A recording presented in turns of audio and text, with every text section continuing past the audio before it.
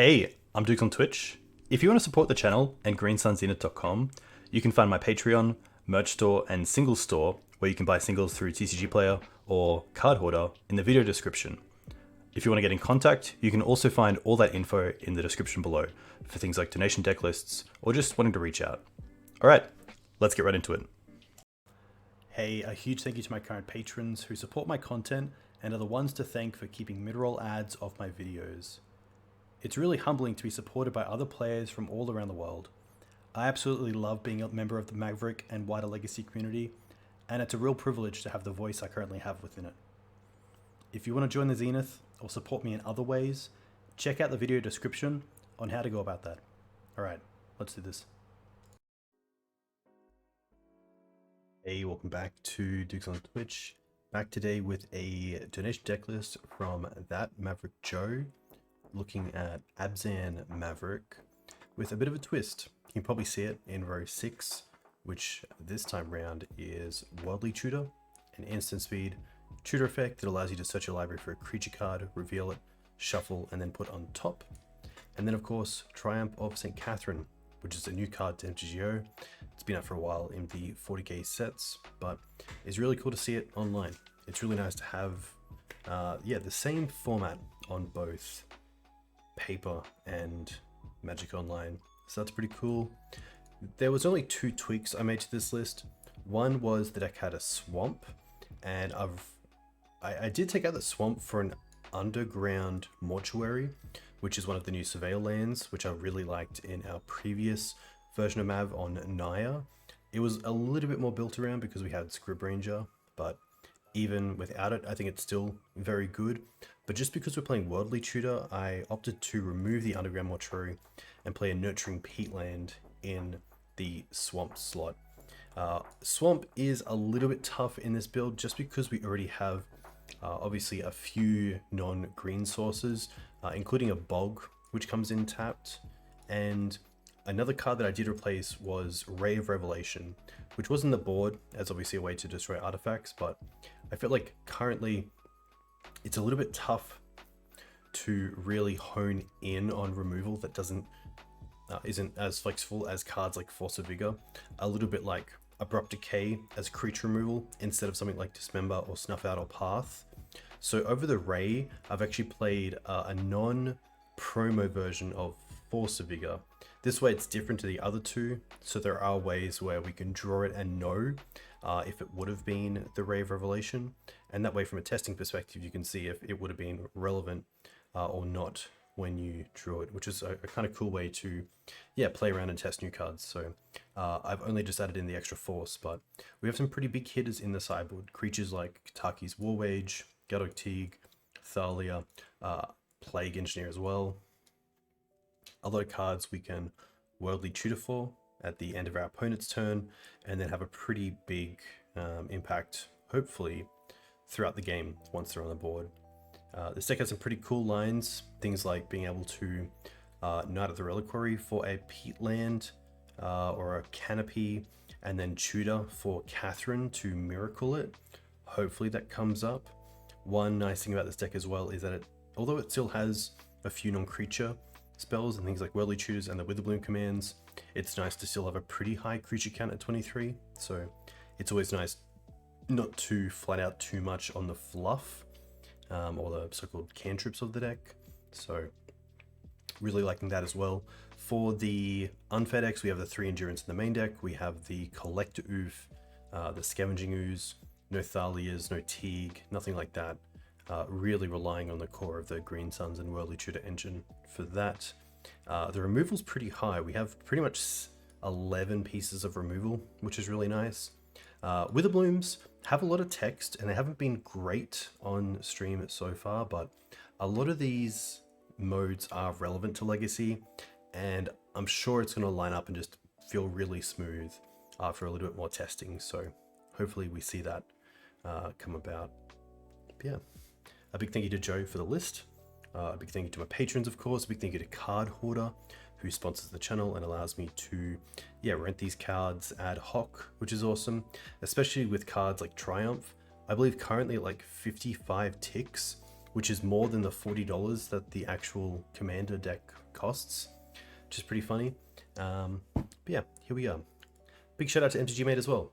I'll be down in April at an event, the Mana Clash, which is a pretty huge event that's going on, which is cool, which is, I believe, Highlander, Modern, there's power on the line, there's a lot of like cash prizes as well in the thousands, so you should definitely look up the Mana Clash. I think it's .com.au if you are Australian and you like to play competitive Magic. Alright, play points, we're not playing, oh that was close. That was very close. What do we call it? Ah, it's in free form, that's why. We can change this. Nice. Constructed Joe. Nice. Play points. Cool. Very nice. Alright. Very cool to be on 3 trophies as well. Typically in that like 3-2-4-1 range. So getting the 3 trophies with Punishing Mav, Abzan Mav, and Green White Depths is really cool. Would love to get one with Abzan Mav as well, so we'll see how this goes. The triumphs will be really interesting. Luckily with the mana acceleration we have, we should be able to get them out a little bit quicker as well. I definitely thought about dropping the Bojuka Bog for a Cradle as another way to ramp out things, but a little bit tough. The other thought was like the one of Fiend Artisan, which allows you to pretty much green suns over 2 turns for something like a Bowmaster, or a Thalia, or a Kataki, or even Triumph, which is nice. Bog, yeah, a little bit slow in this deck, like at best on the play, turn 1 mana acceleration, turn 2 night, turn 3 Bog online. No crop rotation effects, no Elvish Reclaimer, but I think the format slow down just enough that a Bog in this sort of build should be okay. But typically, if you're not playing crop, I'm not a big fan of Bog as a graveyard answer, because most of the time it's sorcery speed, which is when your opponent is most likely not going off. But always happy to try new things and see how they progress. Reanimate is pretty big in the format right now. Another good reason to have some sort of interaction with the graveyard at instant speed, which, to be fair, we do have in 3 Endurance and the Ooze as well, so I think we're covered pretty well there.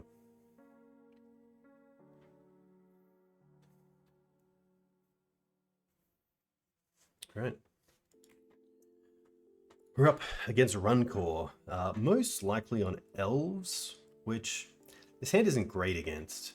It is a 2-land with removal, no acceleration to a 3-drop. The Ouphe the Ouphe and the Katherine kind of make this a 5, so I think I would be pretty happy to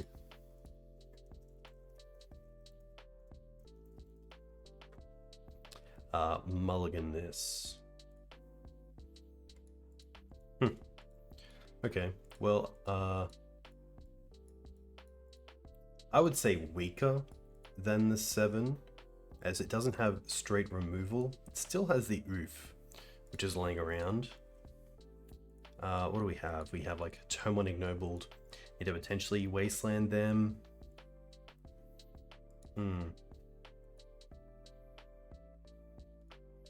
I'm pretty happy to be aggressive here. And it's actually a decent hand. We get to keep this. Put back probably the Dryad Arbor and the Bojuka Bog. The only issue here is that if we want to fetch and if we want to fetch for Dryad Arbor turn 1, we have to go for probably a Savannah, which means that the Orcish Bowmaster is offline for now. If we want to turn on the Bowmaster and the swords, we can get a Scrubland, which just makes the opening a little bit tough, as no green source can cause some issues, but I'm definitely putting back the Arbor, and I think it is just the Bog here.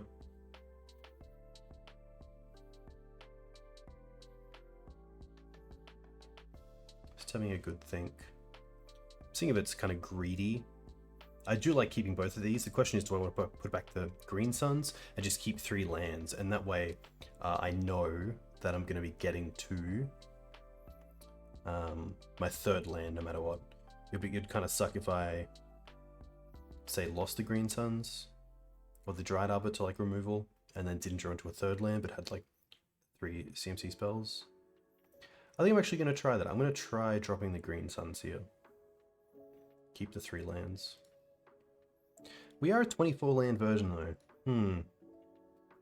It's actually really tricky.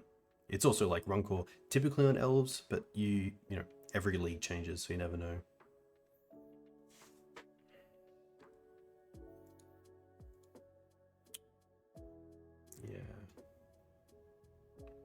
Yeah, I'm going to go with my gut. I'm going to keep the mana. I'm going to go Windswept, hold up Sword, and then potentially even Wasteland Orcish.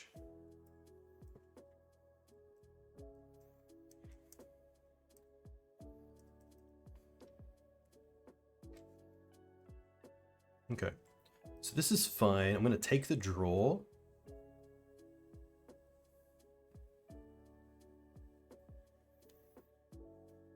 Savannah, perfect. So there's our mana. So I'm going to go Savannah, and then I'm going to go for Bayou here for 2 reasons. Double green is quite nice for endurance, and double green is great for Scavenging Ooze down the line. So the only real creature there that would have changed this is Elvish Reclaimer, which you would have swordsed.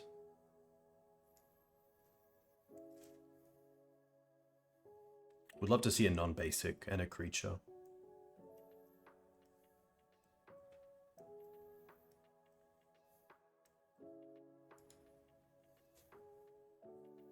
Okay.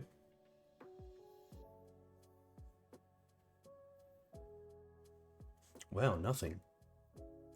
Interesting. I'm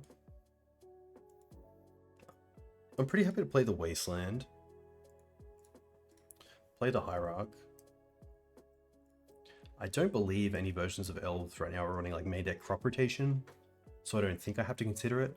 And I don't think there's anything in their upkeep that I should really be worried about either, so I might as well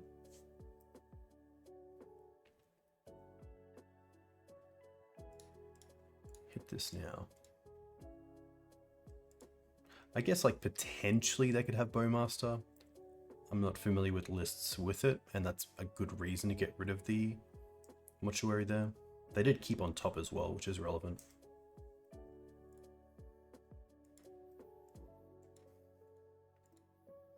Bog's fine. Just to keep my mana open for next turn, if we draw a 3-drop, we are just going to swords here.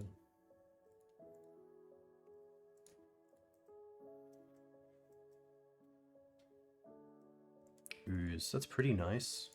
So we get to go Ooze, eat the Ignobled,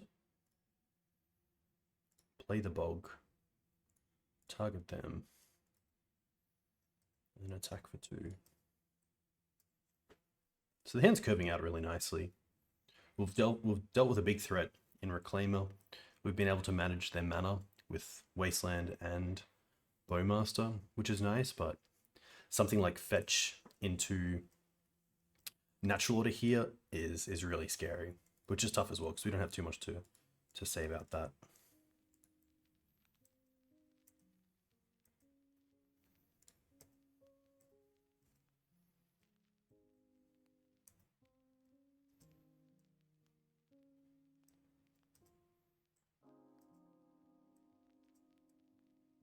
Which I assume with 5 cards in hand, we'll see end step Dryad Arbor, untap Natural Order Atraxa. But we can hope. There's a world where like you could hold the Ignobled to act. Okay. Interesting. Maybe it's just an endurance. Okay, very similar. No targets here makes a lot of sense because the land for them builds out Reclaimer, and the swords for us going back into the deck is actually pretty good. So definitely understand the reasoning not to. Yeah, the crack of the land on the 4th drop always makes a lot of sense. They could get an attack in first, to be fair. They know we have no cards.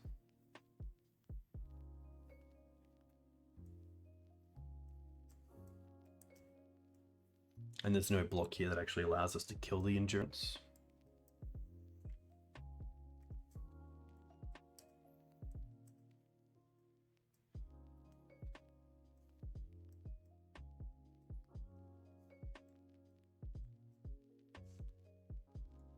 think just in case, we'll just eat this endurance right now.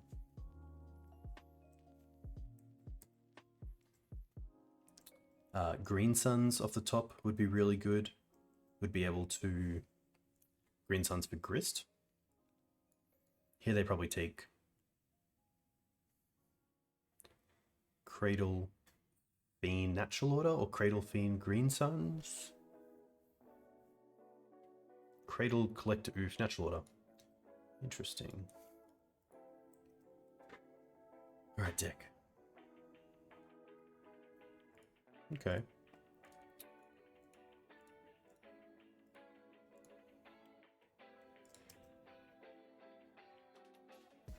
There's no point attacking with everything because you get the +2/+2 on the Exalted. So we live another day for now. Typically lists only run the one Atraxa and then one Craterhoof. Ouphe is fine. Nobled. End step, I will just eat those lands as well to keep Reclaimer from being a larger creature.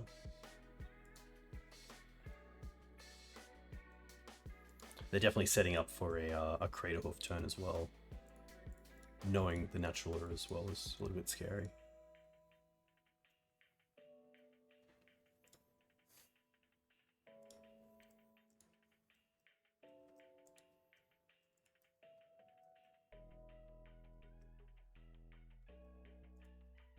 I mean, Grist is kind of cool. Newton has been testing with versions that only have the one Dryad Arbor, so I'm not sure if this also represents a Dryad Arbor or not. So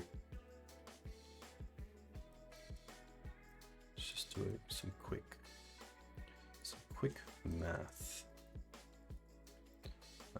So Craterhoof is a 5/5. When it comes into play, you get +X +X, where X is equal to the number of creatures you control. So you'd have like a 9, 4, 4, or I guess 9, 4, 6. I don't, they do have trample, I think. Let's do a quick.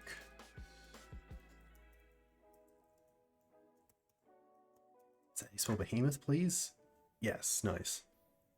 Trample and +X +X, yeah. I'm wondering if I can attack with the ooze or not. I would assume so.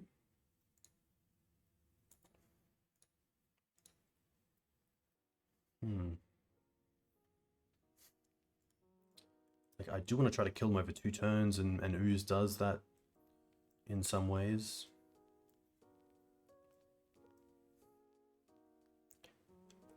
Five, 6, 7, 8. And then +4, +4, +4, 12, 20. And we can block a fair amount, so I think we're pretty good here. Hey, Elo, a very big thank you. I will attack first.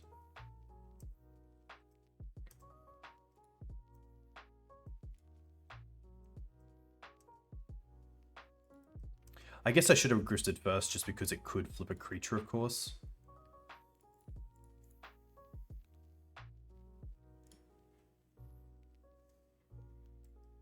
Yeah, just a small thing. I'm gonna get rid of the Ignoble and get rid of the Collector Ouphe. 2, yeah, just the extra damage.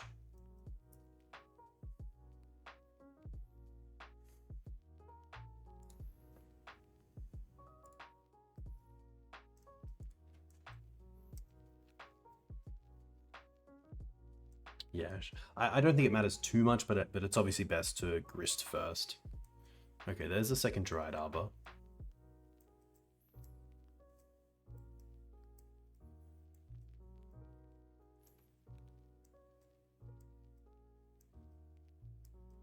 Wow, they're gonna once. Okay.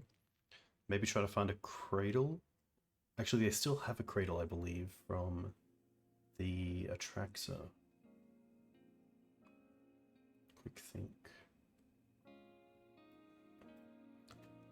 Turn 6. They chose Cradle, Ouphe, National Order. Okay.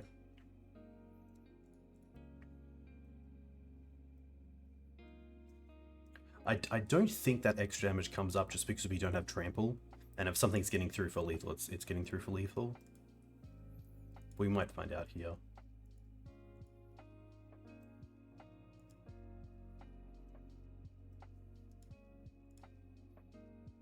This could be a Green Suns. In response, I'm just going to eat this Collector Ouphe. And then 6. I know we're down 3 minutes, so... But yeah, Elo, a huge thank you. Hope you're doing really well.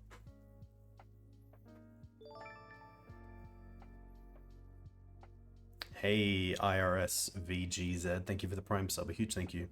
Let me know where you're from. If you play Legacy, what you play in Legacy. Ooh. Ooh, hopefully that didn't change things.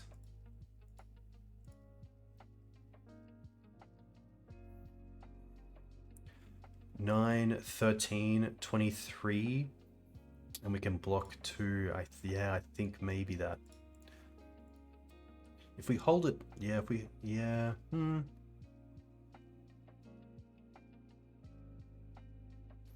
Yeah, I think maybe maybe there's a line where we attack with something else and keep the ooze back. Maybe that's maybe that's actually the line, because the ooze would be a 6/6 against 5/5s. Okay. Dismembers, Plague Engineers, pretty decent. The Deed is interesting. I do like the Teak, of course. The Liberator is a pretty easy cut. Witherbloom I don't mind, although it can be a little bit tricky as it really only hits the X ones of the deck. You're from Germany and play Maverick in depths, but mainly an EDH guy lately. Very cool. Outland is an easy cut as well. The Deeds are definitely interesting. The Triumphs are fine. And I think just for the league being around Triumph, I do want to try to keep them in here. I could see a Knight and an Endurance coming down. I still think this is pretty strong. Quick look. Yeah, like sometimes they run Snuff Out, so like Veil can be good there. Obviously Grist, it can be okay there. But they're very yeah, they're not always in the deck. I think I'm okay with this.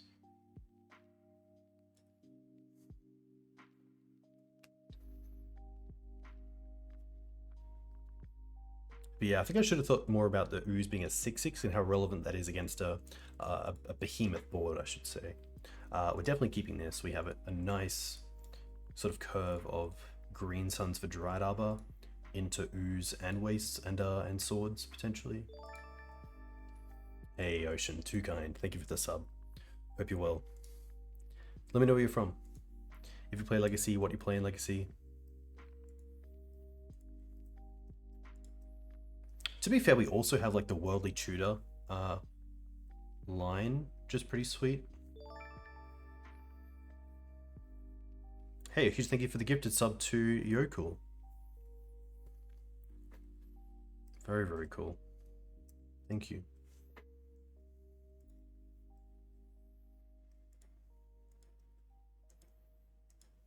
Okay. From the USA, I'm a Dirty Devil player. We're all Dirty Devil players at heart.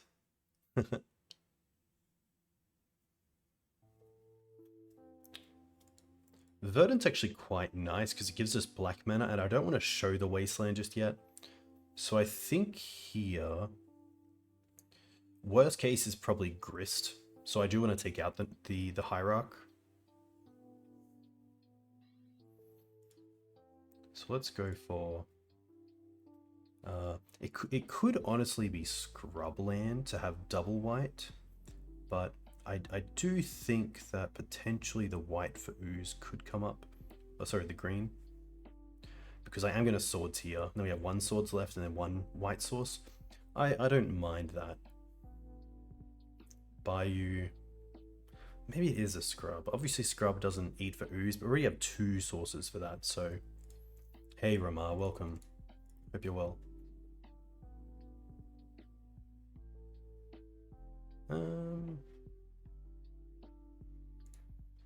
Swords. And then upkeep we can Worldly Tutor. So I think here we just want to play out the ooze.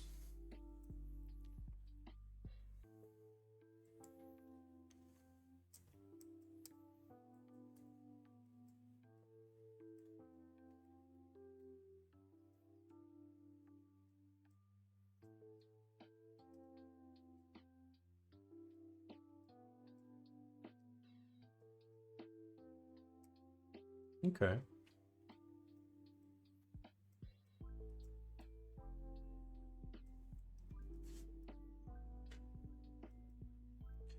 Obviously I don't want a Worldly Tutor here. I do want a Wasteland. Our own Bowmaster is pretty sweet.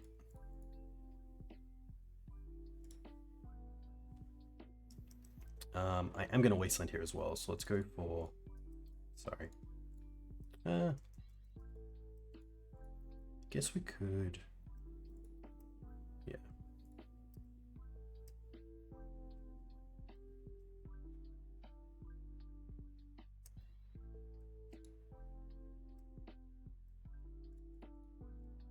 Take out their Bowmaster. And then Wasteland the Bayou.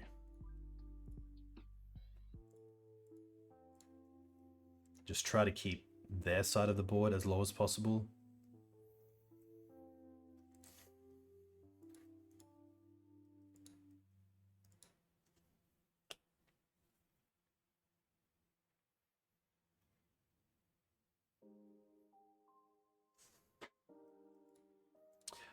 Now this is actually very interesting because they are offering a trade for a creature for 2 of ours, which I think on this board I'm actually very happy to do.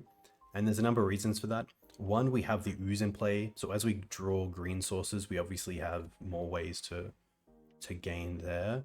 And keeping them off creatures for natural order is also something we're very actively trying to achieve, so pretty happy to try to double block this. The Bowmaster in play has done its job as well. They're not really drawing cards, so... Wow, that's actually a pretty great draw. Because now we can save the sword for something a little bit bigger, like an Elvish Reclaimer.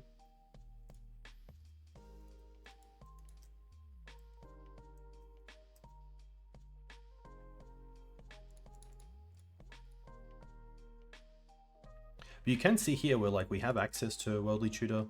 To be fair, we haven't had access to Worldly Tutor and 3 mana. But it is... like, it's not that appealing. Which doesn't often happen. But if I knew this board was coming, I think this is a Bayou would be much better. Giving us a second green source for the Wooded Foothills. For the Scavenging Ooze, sorry.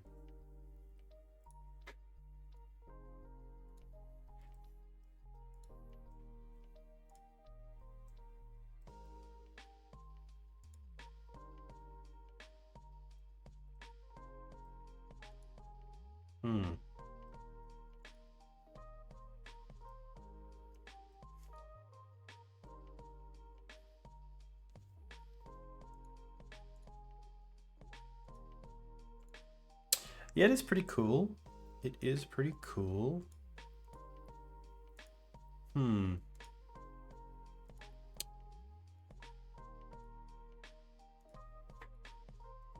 Honestly, here I kind of like...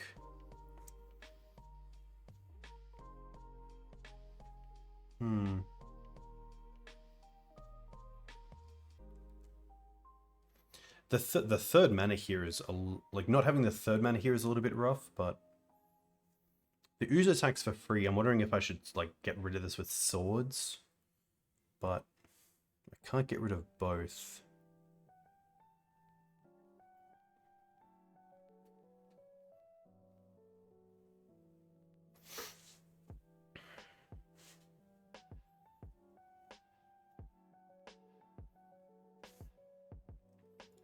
I could attack with the Orc here and see if they block. Because there's a world where they don't, because they think of another Orc. which pings this and grows this. So I think the Orc token is also a free attack.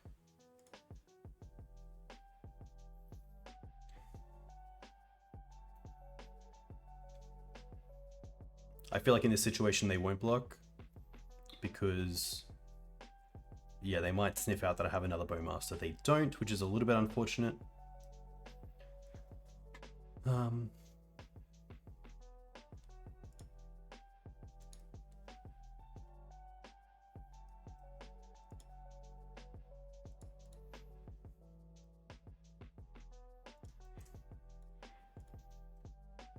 Okay, I think here what we do is just eat their Bowmaster, because a plow here actually takes them off 2 mana if they do try to go for a Dryad Arbor.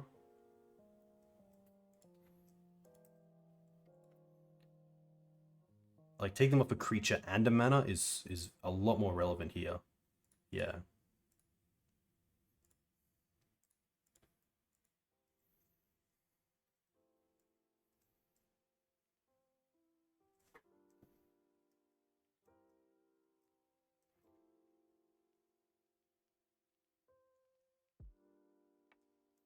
But yeah, I think like just the little move of going for Scrubland over Bayou's definitely come back and hit us a little bit.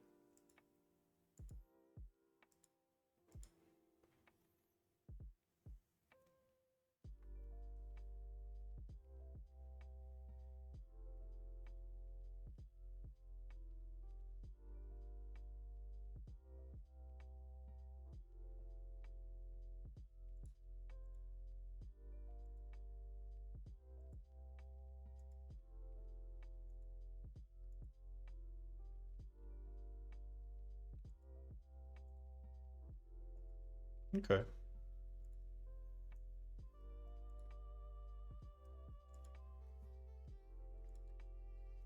I think the I think Elves is just a bit is just better with like an actual kind of win condition in natural order.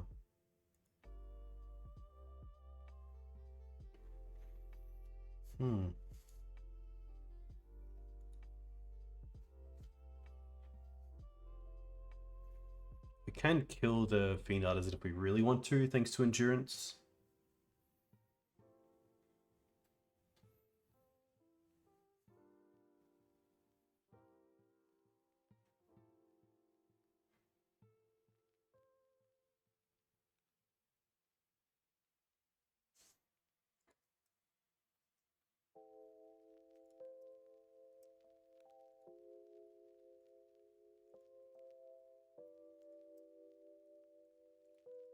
Which I think here I'm happy to do.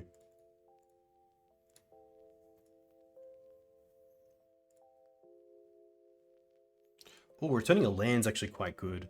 Yeah. So we mill. This goes down. Get back the Wasteland. Pitch Endurance.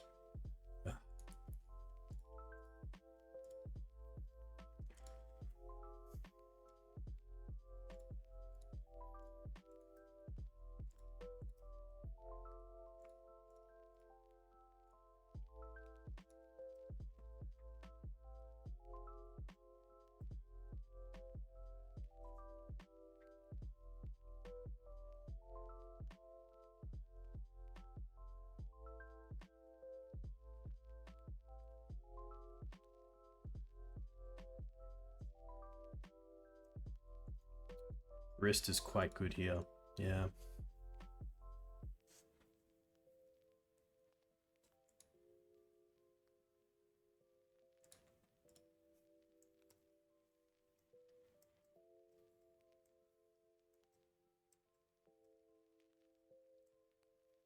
There was potentially a world where we could hold up the Worldly Tutor, end step, use it on their turn, and go and get a Gaddock Teague.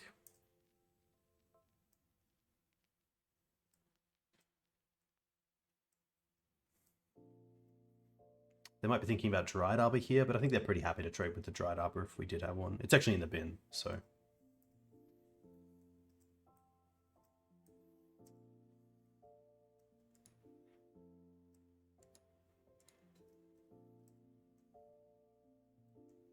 But yeah, definitely some small choices adding up, like the Scrubland instead of a Bayou. Having that extra ability to eat came up.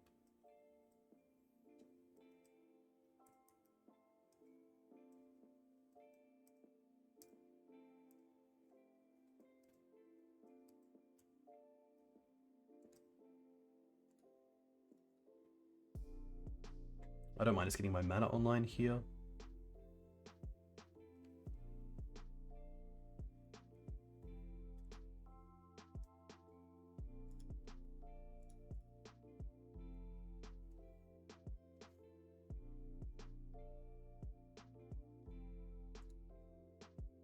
I guess like this sort of board is where Deed is pretty good, but they also have a pretty good way of developing after a Deed effect. We will draw off this. We probably won't draw off this just because of the Bowmaster. Potentially end of their turn, but a little bit awkward here.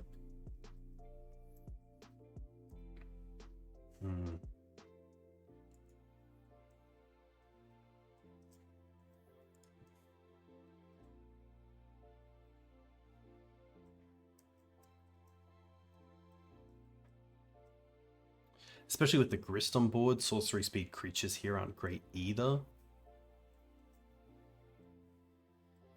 But thankfully, it looks like my opponent is just putting ourselves out of the misery and going for a natural order.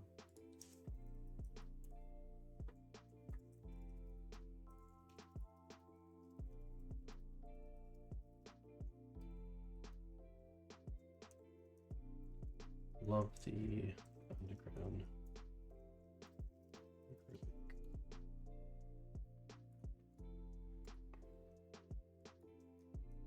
Tough. I do love the matchup though. It's very like back and forth, which I think is pretty sweet.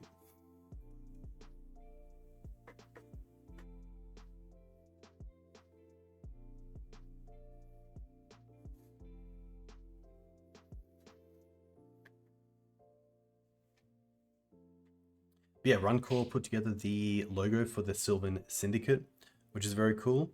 So definitely a friend of the community, which is really nice. Speaking of a friend of the community, Saito San, welcome. Hope you're doing well. Very cool to see you. I saw you were playing around with a list the other day, but I didn't actually see the list. On the play. And this is a pretty sweet hand. We'll keep this. Turn 1 Dryad Arbor, turn 2 probably Knight as a 4/4, turn 3 get back with Ramunap. A few options here. Going for Savannah first also opens up like Wasteland off the top as well to be able to Swords Wasteland turn 2.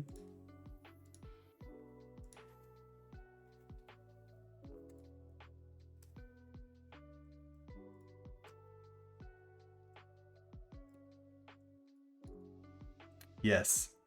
This card, the Exsanguinator? Cavalier, I believe. Very cool card. Interesting. They've gone for Bolt. Honestly, here I'm pretty happy to fetch again. Get a Bayou. And then just Green Suns for Noble Hierarch. I could, if it resolves, we could also get Ignoble, which gives us 2 black sources, which I actually really like.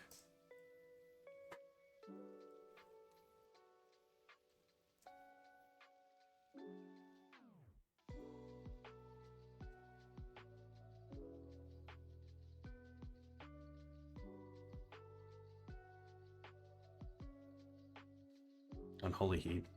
That's pretty good. I think here we're happy just to slam the Knight, given they didn't have a Daze for the Ignoble. Ooh! Yes, we will.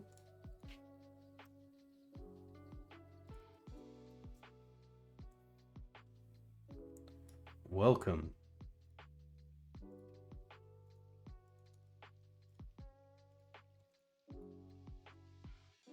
But now I go to... How do I... There we go. Very nice. Now that is pretty cool.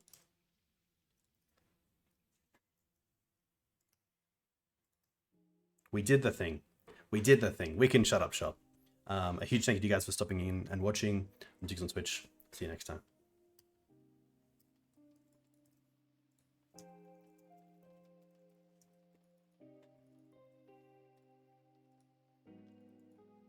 To be fair, like knowing they don't have days, I could also swords the DRC here, but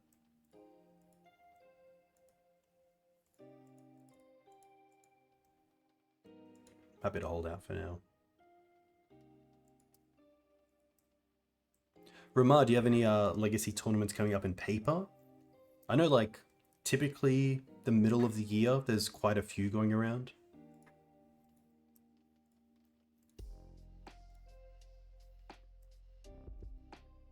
A land would be really nice, just allowing us to play around days.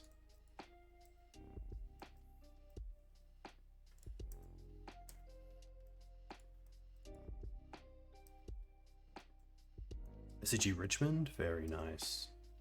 That's cool to hear.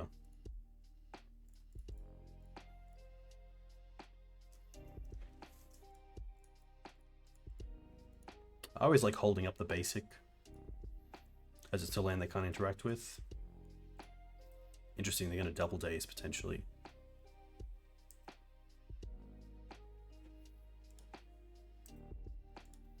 Which I'm pretty happy with. Probably going to seek the beast.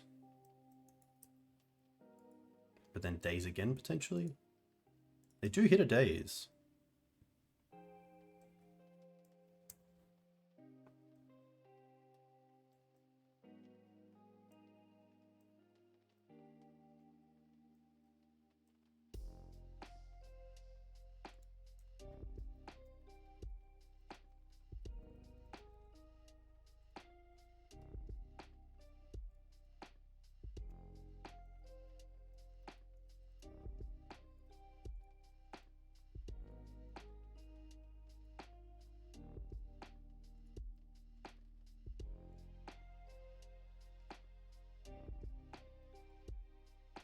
They're going to be a rug version. They also bottom the Borrower, which makes me feel like they might have another Unholy Heat for this Triumph.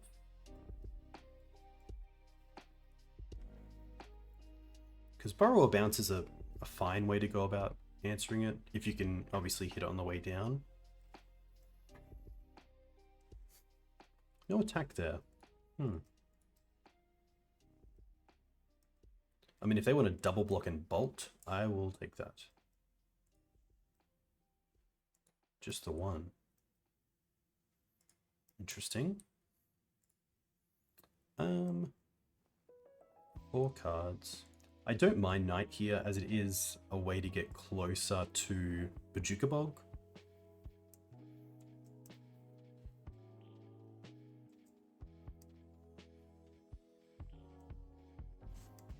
No flip.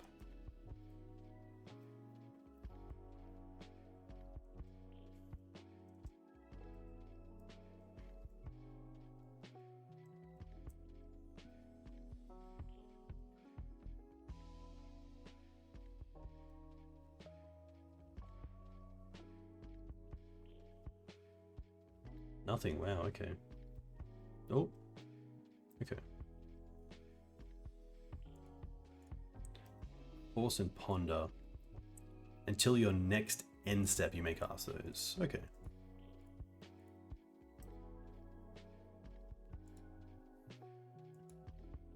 Well, Endurance is pretty sweet as well.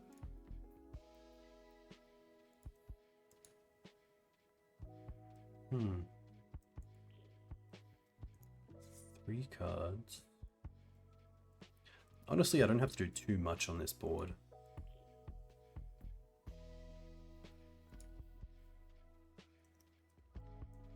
I mean, just seeing these side by side it's pretty sweet. Endurance can be forced, but I'd rather them force the Endurance knowing that we have Bojuka Bog.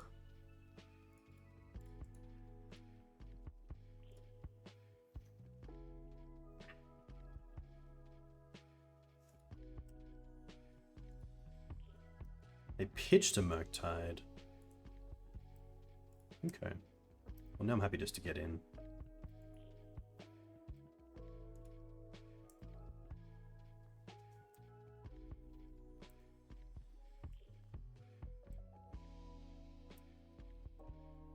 especially at 33 life as well.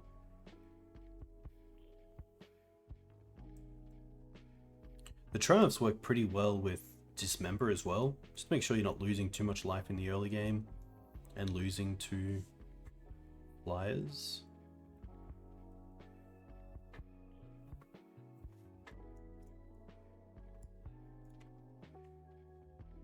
What do we like? We love the carpet. I don't mind the Dismembers.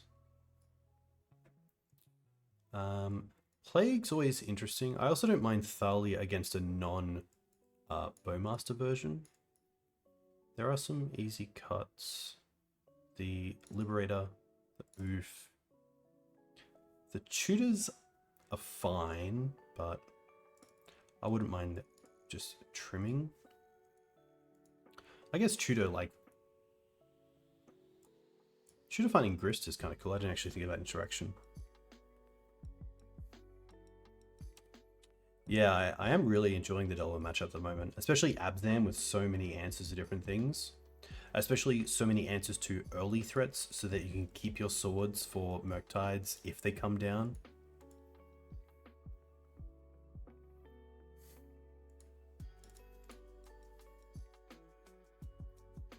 I don't mind just trimming.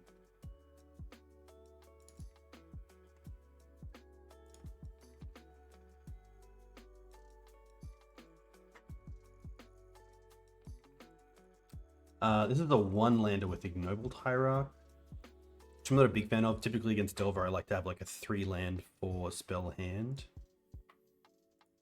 Oof. Well, we are going to go to 5, but it's not the worst. Put back Scrubland. I like the fetches as they make Night bigger. I don't mind keeping the Wasteland, just in case they...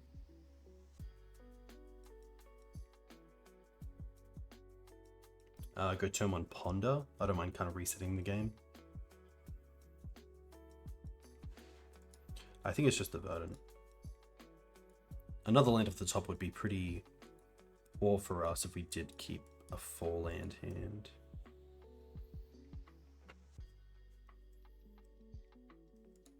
Okay.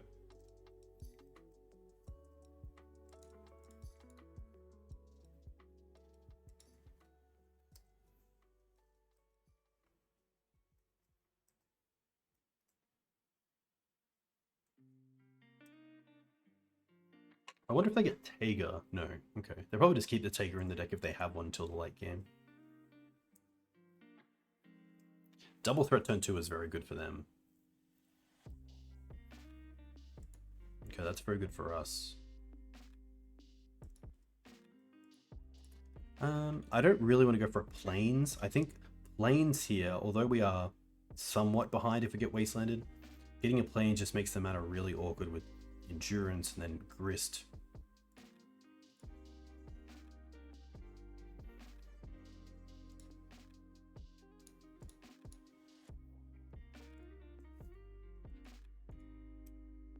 To be fair, Wasteland there isn't the worst. Okay. Sometimes the brainstorm on a Delver makes me think that they don't have another threat in hand, which makes sense after having a hand with 2. That they rely pretty heavily on this Delver.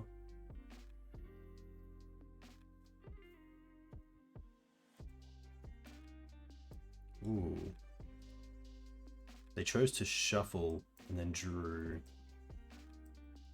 Interesting. A 1 or 2 drop here would be fantastic. Karakas, not the worst. I don't mind just going for Endurance here.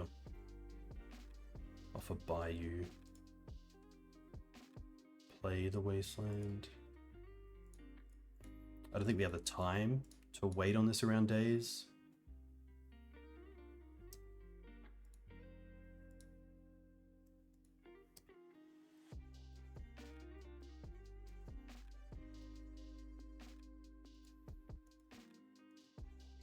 There's Murktide. Yeah.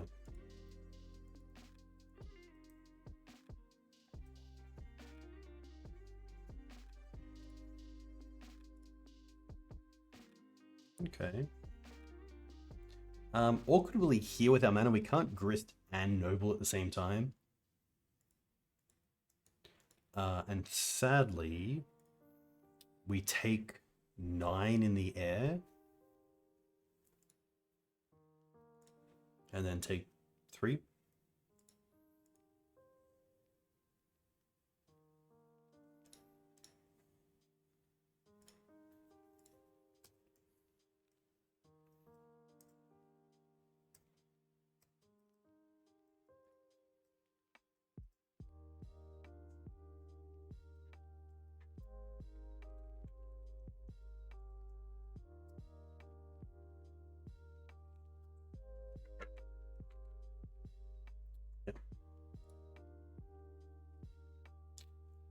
Pretty happy just to run this back. The Veil's interesting, but I think, yeah, I'm pretty happy with the 60. Another one-lander, which I'm not going to keep. Okay, we can keep this and bottom the Dryad Arbor and then fetch for it.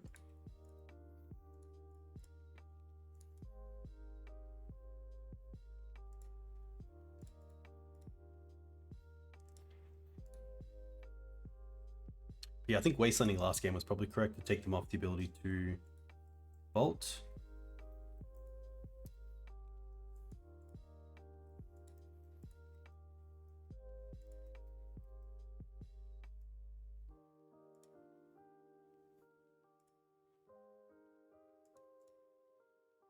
Honestly, the Wasteland for us is just a little bit more important. But I'm not going to Wasteland here.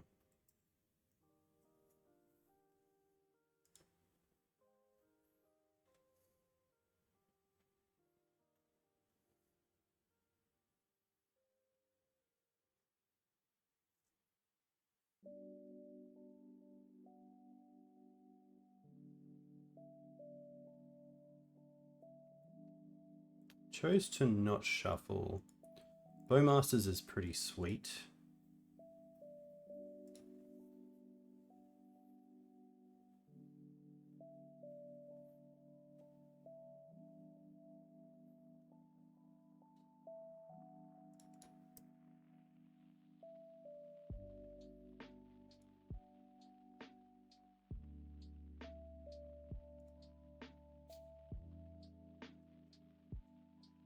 Wow, it didn't eat double days. It just dazed once. Huh, okay. Maybe they're trying to just get a Murktide into play.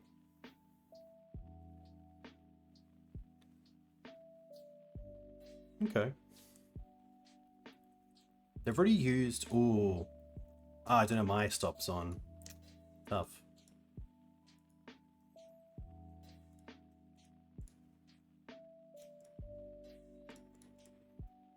In that case, I'm happy just to play the Knight. But I should have an upkeep stop.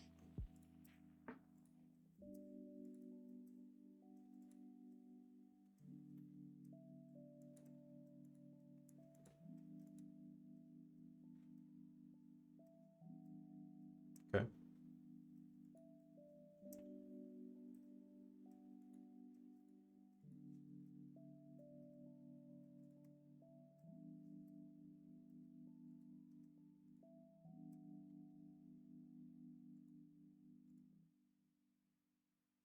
Could go for Grist.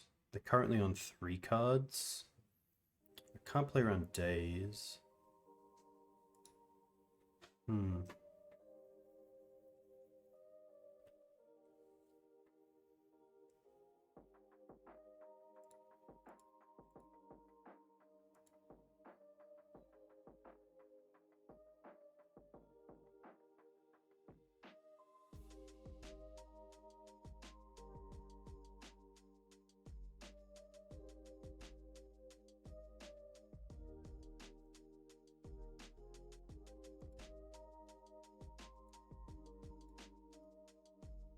I think we do just try to tutor here.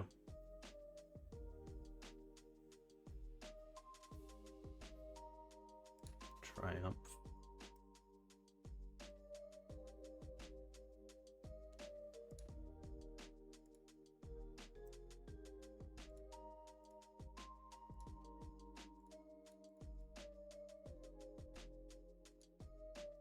Okay.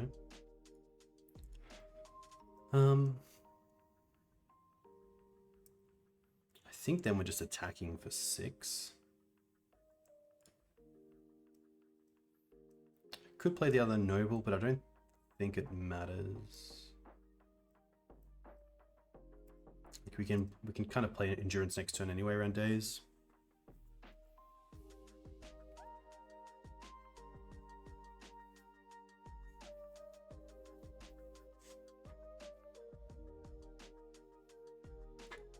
Okay.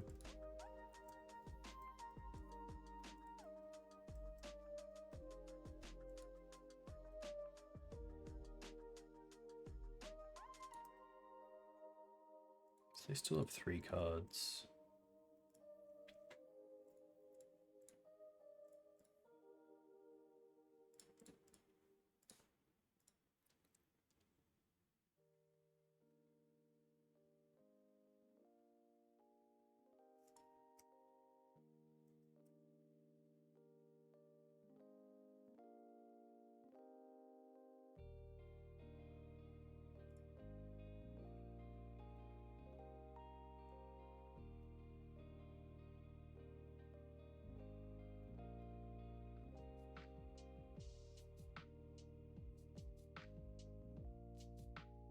Is there a reason to use the Knight here? I'm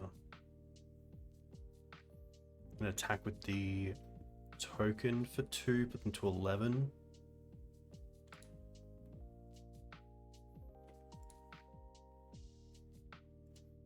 No maze, no. I think we will use the Knight here to pay. I don't want to fetch either.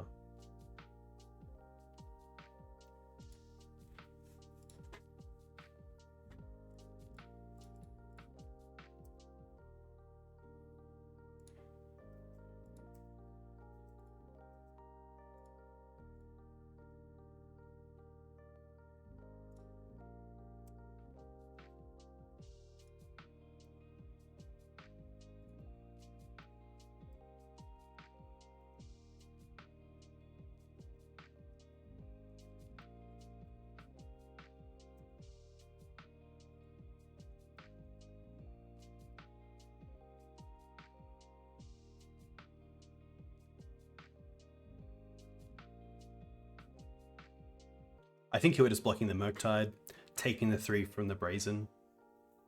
I'd much rather play around Bolt, which I believe they haven't. They've had 1, but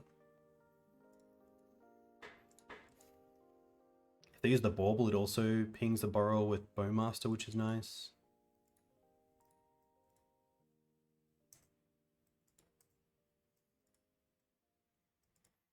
Now that's very awkward.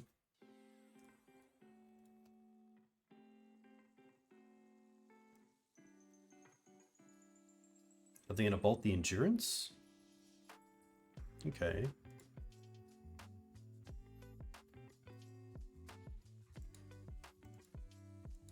Interesting.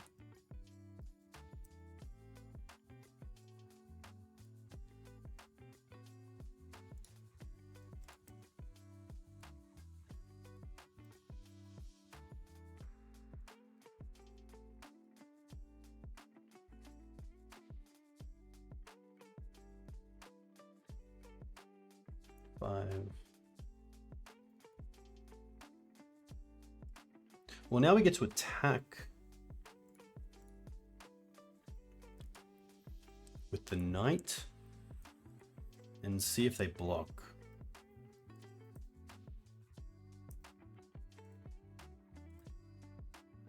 Because we obviously have like Wasteland ourselves to get out of this if they really want to. They don't block? Wow. So we draw a card, go to 8. And then we just Wasteland ourselves. I mean, we could Wasteland them, but... Wow. Interesting. Surely they saw, just even with the fetch, like, fetch and then Wasteland them is +2, plus the Nurturing Peatland is +3, which makes 10. So I don't understand that. Maybe they just miscounted. Obviously didn't need to be tricky there with the Wasteland ourselves, but... Yeah.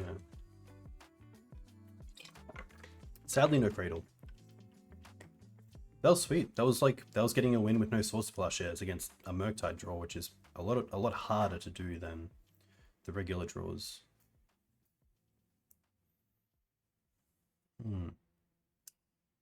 Yeah, sadly, maybe just a miscount from our opponent. I mean, either way, we're in a pretty good spot because we get to chump block the other Murktide that they keep, and then attack back with a large creature again.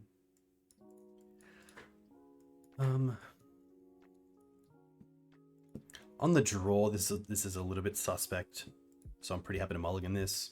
Like, another land of any kind off the top is just pretty poor, and this deck does mulligan pretty well. Like, this is okay. I could put back a Wasteland. I'm pretty happy here to keep and put back the... It's between the Ouphe and the Liberator. I think I want to keep double Wasteland, one to actually use and then one for a third land. Ouphe might lead to the most wins, as just being like sort of feast or famine.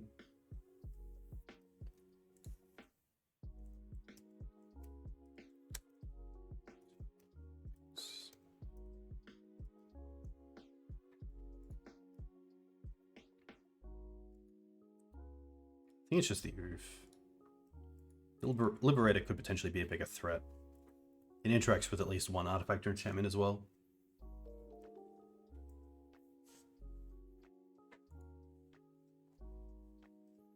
Hey, Octafant. Hope you're well. This is a little bit risky, but I think here, unless we draw a Mana Accelerant, I'm pretty happy just to Wasteland my opponent. Especially if they go turn 1 threat. I don't advise it, but this isn't a trophy league, so we'll see how we go. Rampaging is just a little bit too hard on mana. Which is the big one. Okay, there's the Wasteland. Pretty happy to see that.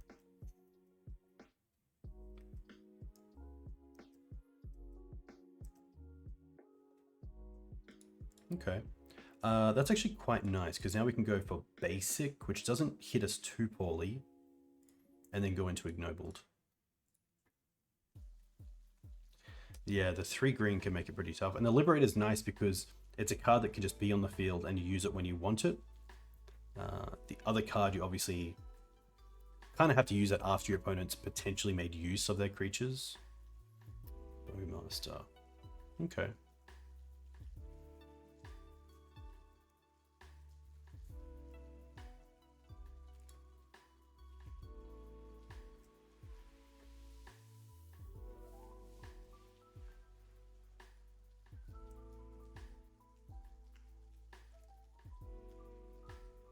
I mean, I don't mind staying on the same trajectory. Like, going down to days on the Bowmaster here is pretty tough. Taking 3 to 14 isn't the worst, especially if they miss another land drop. Like, obviously it's not great with them with 3 power in play, but we'll see how it goes.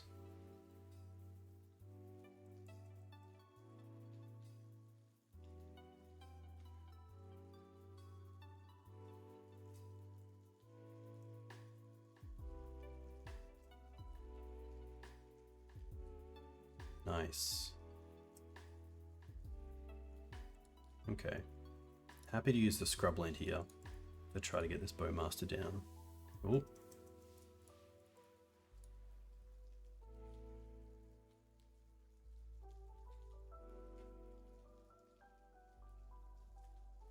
Okay.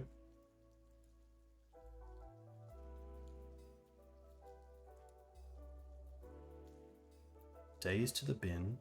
So still unknown on top. Will it be a land? No. Okay. Happy to take 3 again. We get to Bog here. If we draw a white source, we could potentially Swords, but I'm leaning towards Bog. What do we draw? A Bowmaster. Okay. That's pretty solid here.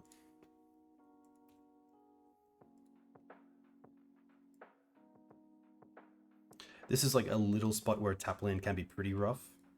But obviously Bog comes with the upside of getting rid of the graveyard, which is pretty huge. Alright.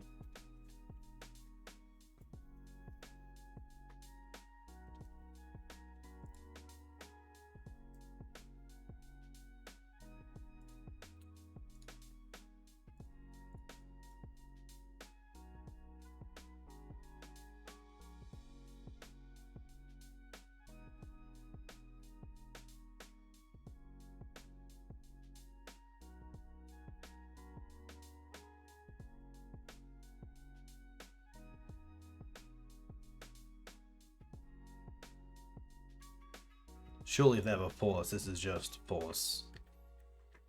I'm not sure what there's too much to think about if they think we're holding like a white source for swords or something, but with us at 8 and 3 power in play.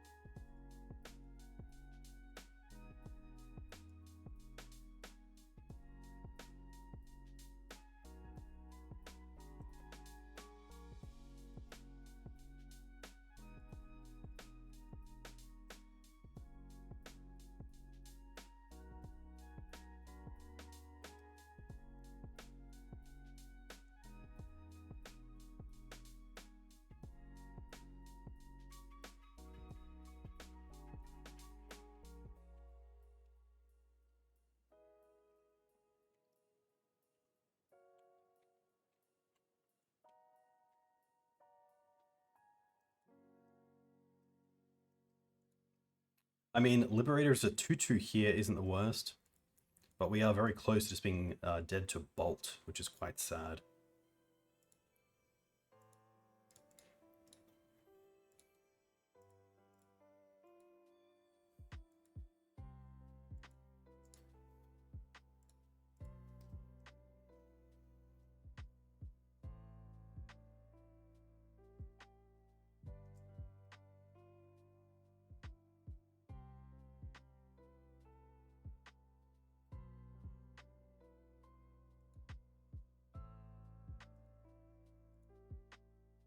No attacks. Wow.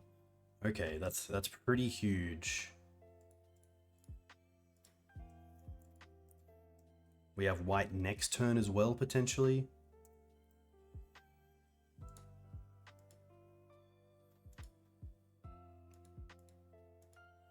Wow.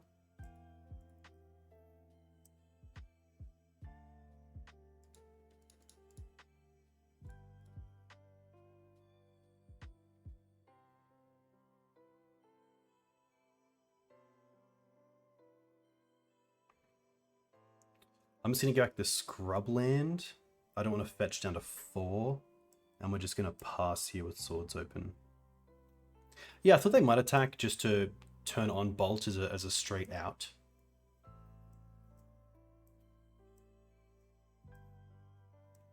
I could also sword just now before they can even play a land to Daze, which I don't mind, especially on the DRC. Yeah, I think it's actually best just to get rid of the DRC while I can.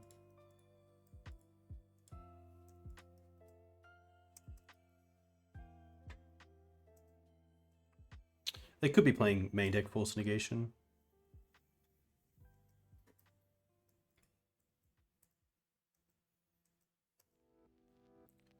Seven cards for them.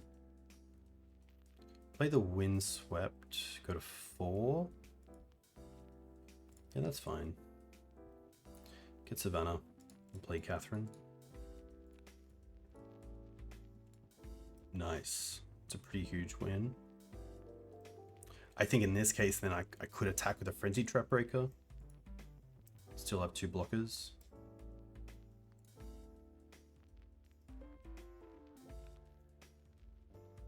Hey, Comfy. Exactly. Late Legacy is the best legacy. Thank you for the follow. Hope you're well.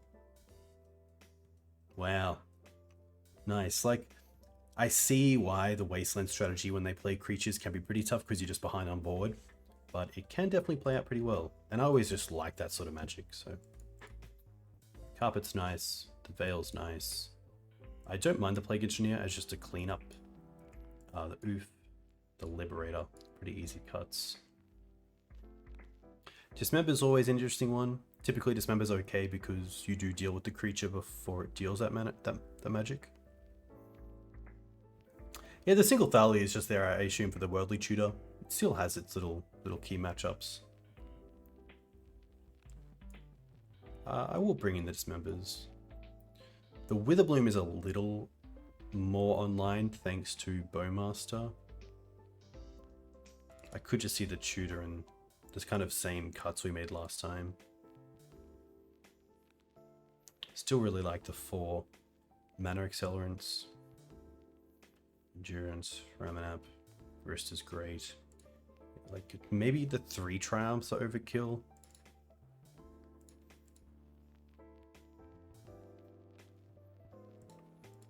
A pretty great hand. Carpet with Dismember is also really appealing, so pretty happy to keep this.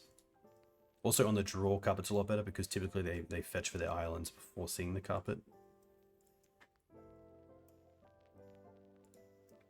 Also happy to run this Carpet out the following turn after we fetch for a basic for the Ignobled.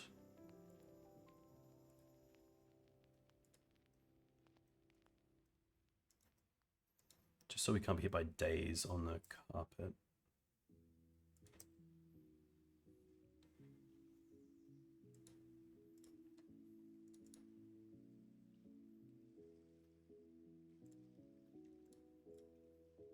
You could really try if you wanted to throw the Carpet into days, you could then cast this in the second main, but really want to play that Carpet around days because it is something that can really hold the mana together for this deck.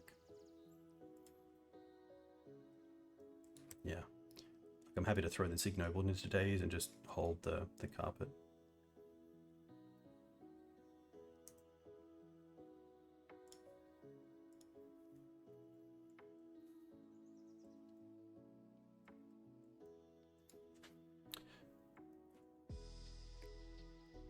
The DRC is currently a 2/2, but they're only a land or a sorcery off it becoming a 3/3.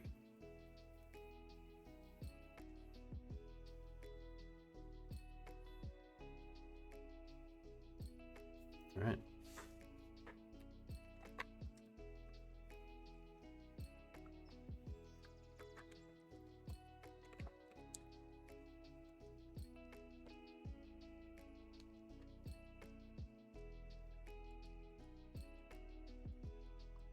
So they chose to not shuffle, and they played their land for turn because they days last turn.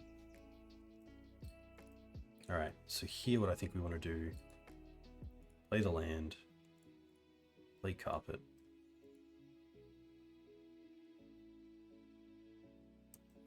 Second main.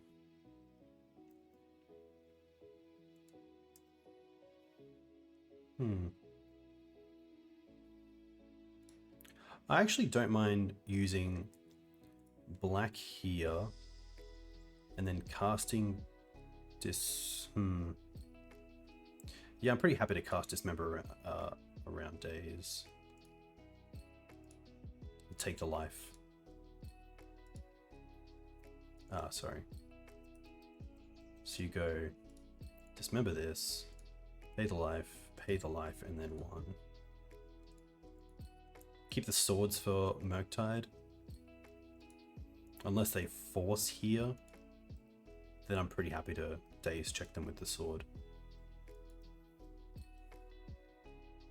Okay.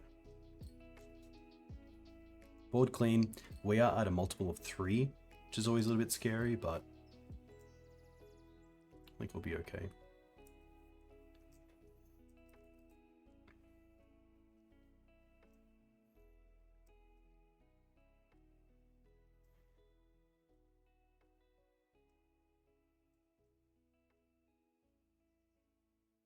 Wasteland a little bit awkward for them here. It's also not an island, which is a small advantage. Wanting to pay costs. They don't have double blue. What could that be?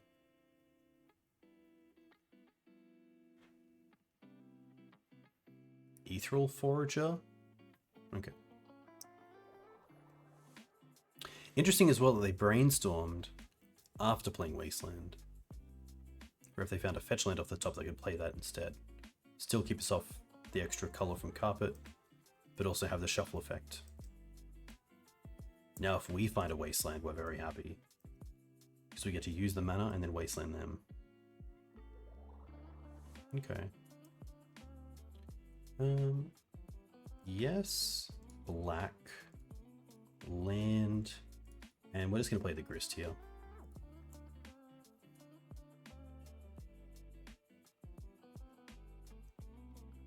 Grist tick up is really nice. Having the Bowmaster for an actual threat's pretty good. This is actually a really cool play. So they're going to make us fetch and then probably daze the Grist while we have this, which is pretty sweet.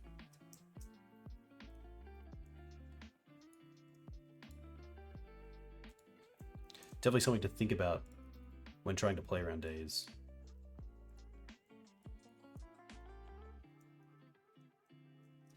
Nice.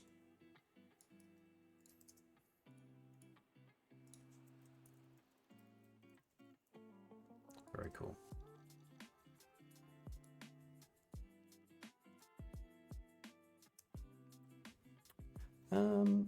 I think here we just get a Scrubland. It's a white source, it's a black source.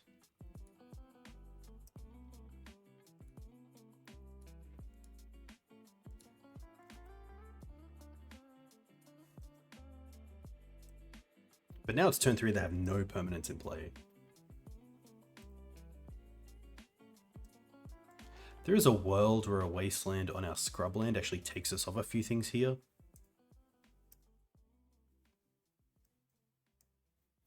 It definitely is a desperation daze, but it does allow them to daze a Grist, which is cool. It'd be sweet if they had like a reanimate in the list and could reanimate the Grist.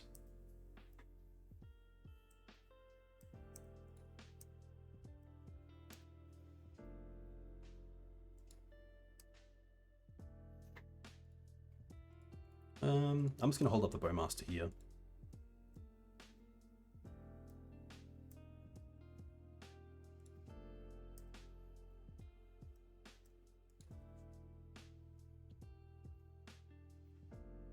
Very nice, Shane. Yeah, I should have actually mentioned that we do know cards in their hand, which is Vulcan Underground Sea, which I totally actually forgot about, so that's quite nice.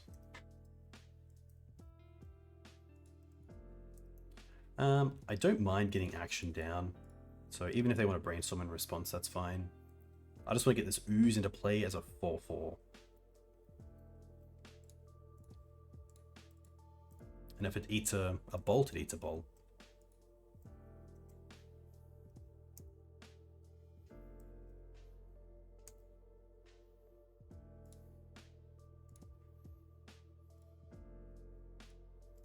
I'm going to hit this. See if they've float mana. Let us use Bolt. Okay. On the token. Interesting.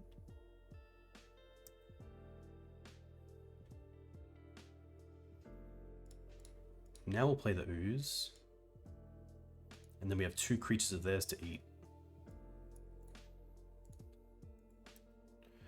Which I can do an upkeep or try to respond to the fetch. I feel like potentially my opponent might have misclicked there.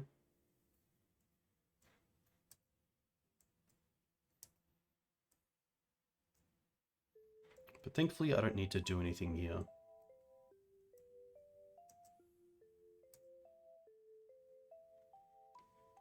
If they have a Murktide, they have to fetch first.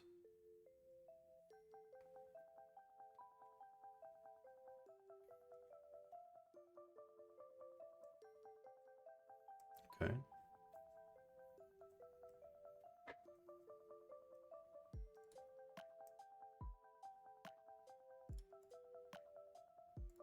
See if we can eat. Okay. They pass priority back. So here I can actually just untap, and that way, even if they have a bolt, we have 2 open mana, maybe even more with the carpet. So I'm actually happy just to untap here. I'm in no rush to get this too big, and the land's even better. Yes, green, land, eat your DRC. Nice. Eat your Delver. Nice. To be fair, I could have also played the Knight and then use the mana to eat to play around days, but I think at this point we're just going to go ham a little bit. We're at 13.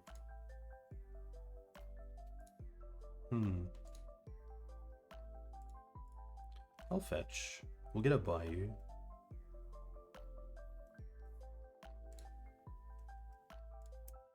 And then I'll attack with... Honestly, getting the Delver off the field is pretty great. So if they want to trade with the Bowmaster, that's fine. If they have cantrips, I don't really mind. But if the Bowmaster is essentially traded with a Delver and a Bolt, pretty happy with that.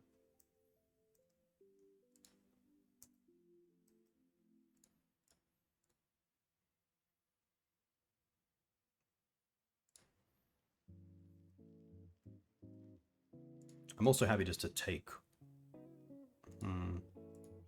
No, I'm actually going to hold this up. If they do have a Murktide, we can just Swords it and then try to win off the back of the Skoos and the Knight next turn.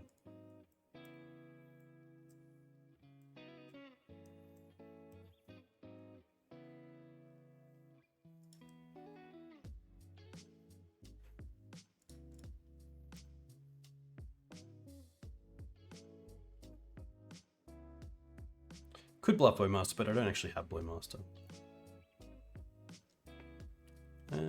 If they have Bowmaster, I don't really care. Do I want them? I actually kind of want the mana off this. And the ping isn't that relevant. They're going to stifle it. Okay.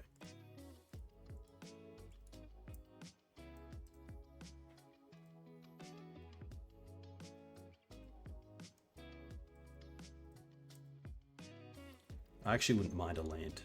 Okay.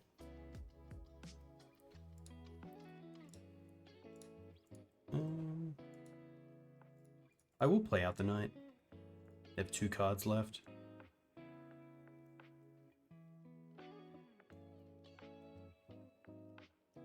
Okay.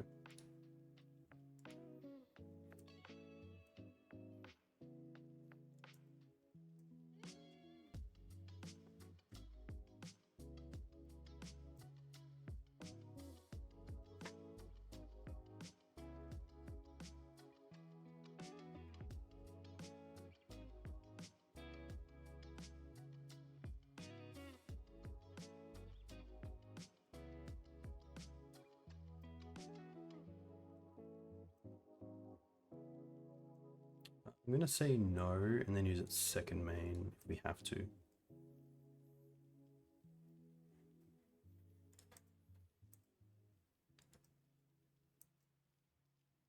Should have, sorry, I meant to eat there, but that's all good.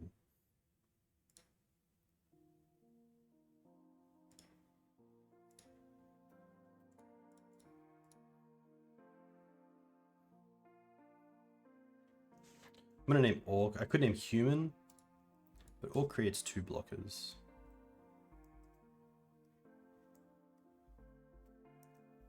Yeah, apologies. Obviously meant to eat a creature before damage. Nice.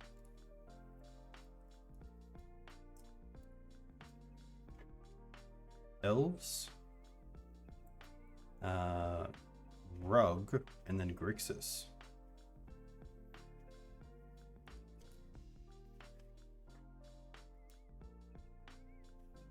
Definitely some small things there we can work on.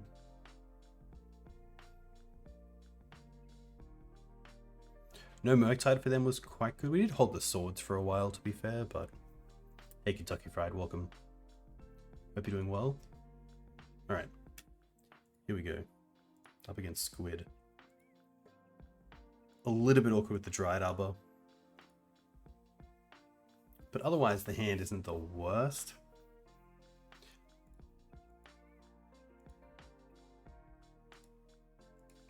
Kind of relies on the Bowmaster.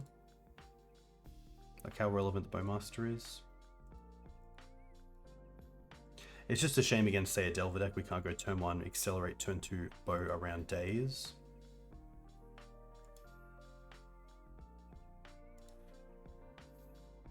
To slow Ooze as well. Definitely talking myself into a 6. Which, yeah, it's just a little bit awkward where it's like, what is my plan? My plan is to turn 1 Verdant, play around Wasteland, see what they do, and then play probably one of these turn 2, maybe Green Suns for mana acceleration to cast one of these the following turn with mana open.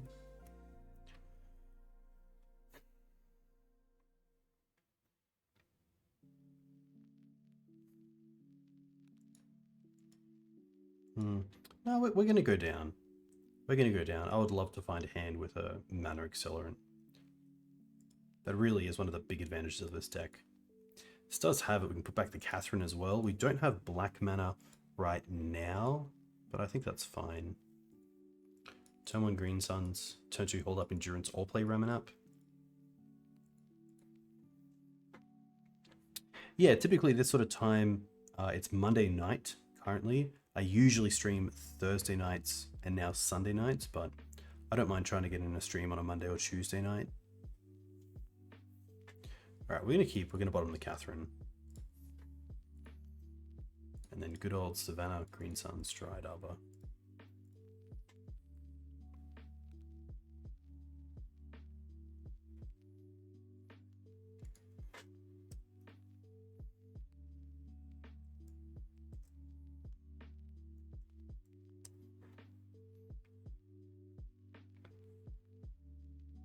I do like Sunday mornings though. Sunday or Saturday mornings are quite nice because it's nighttime for the US.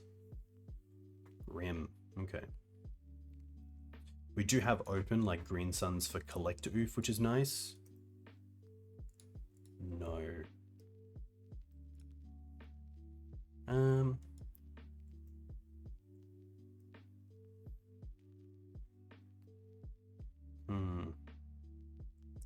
think we're just holding up the Endurance, unfortunately. But probably not getting another turn. This sort of Dice Factory deck can be very good at just closing the game out quickly, especially with 5 mana on turn 2, if not more.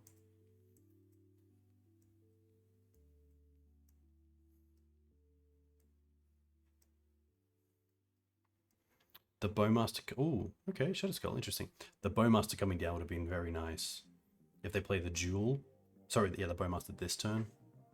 That draws 3 cards. Discard a card, exile to the library. Okay. Interesting. This might be like a kind of like Ruby Storm. Yeah, TEG. The Epic Gamble.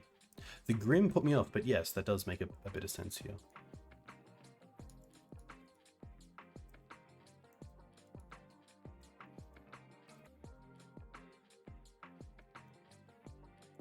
Wish.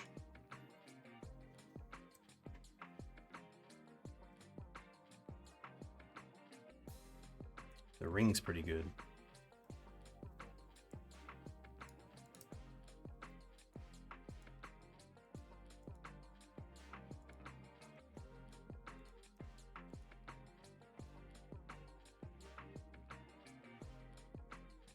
What's the best thing I can do here? Like holding up mana, there's not a whole lot. I think like potentially I could draw St. Katherine and then cast it for its cost, but I think here we're just casting the Endurance to get it into play. There's nothing else. I guess potentially hold up Swords for a Burgie. Let's have a think. So there's obviously Triumph, not that great. Hold up Swords, decent. Potentially hold up another Endurance, decent. Playing the Endurance gives me a 3/4, but I think I'd rather just hold up Swords here.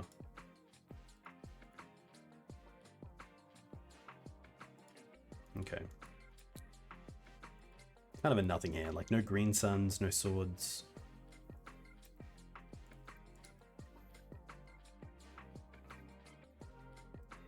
This is definitely a matchup where I'm very happy to have that additional Force of Vigor instead of the Ray of Revelation.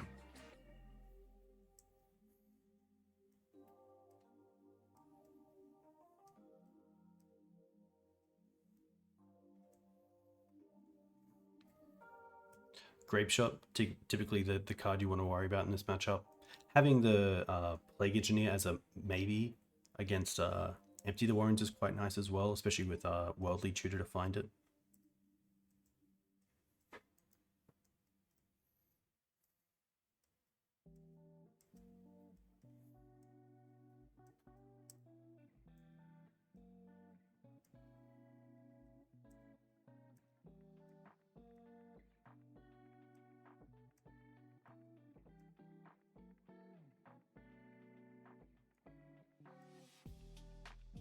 Nice.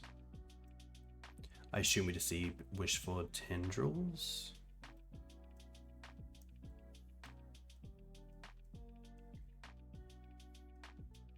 Nice. Just good to know about. It's definitely worth bringing in the Veil.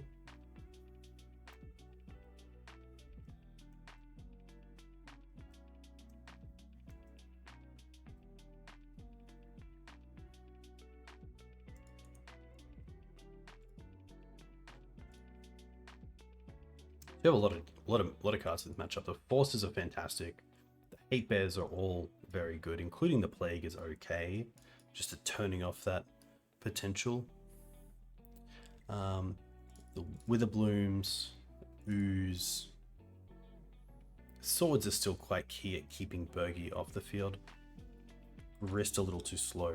The Triumph's probably just a little bit too slow. Deed is actually, I think, quite good. The Veil is quite strong.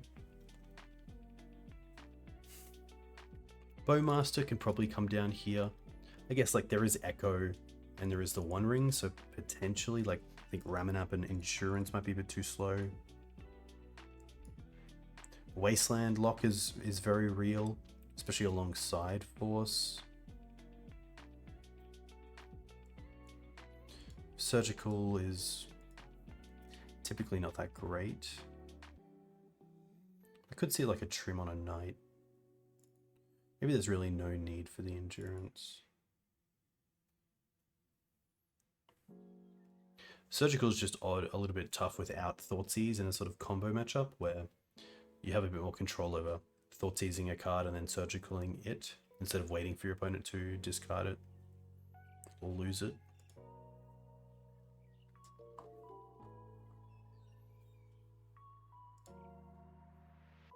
Hey, Cardboard Connoisseur. Thanks for the follow. Hope you're well. Let me know where you're from. If you play Legacy, what you play in Legacy? Surgical LED isn't too bad. There could be a world where it's just better than anything else. The Witherbloom can potentially destroy something, but it's only really one-sided. Honestly, I could see the Library. Like they're not really pressuring us in terms of life total. Turn 2 Thalia, but a pretty slow hand past that. I don't think this is a great hand for a fast combo matchup. Really want to have a Force of Vigor. It doesn't have green mana, which is tough as well, so this will be a 5. Oh, looks like we're going to 4. Was it Wasteland Karakas in the last hand as well? Someone did the odds on that. Mostly play control piles, nice.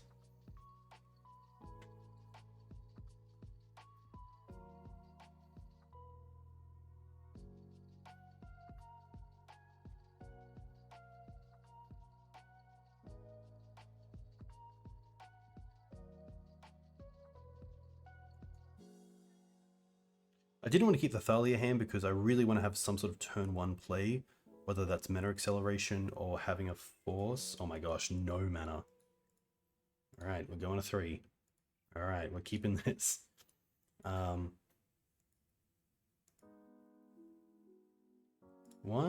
2, 3, 4. Do we keep the Tutor?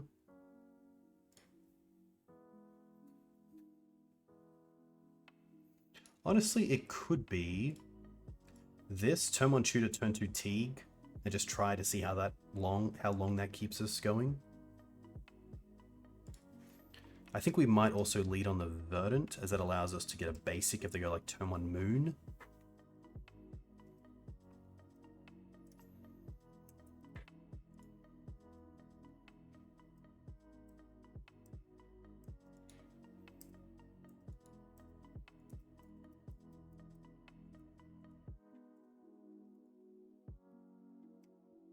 Play Jeskai Stoneblade in paper, but a Doomsday enjoy online. Nice.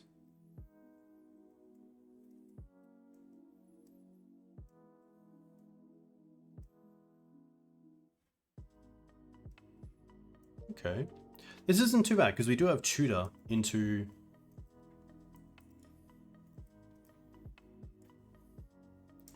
Collector Ouphe here.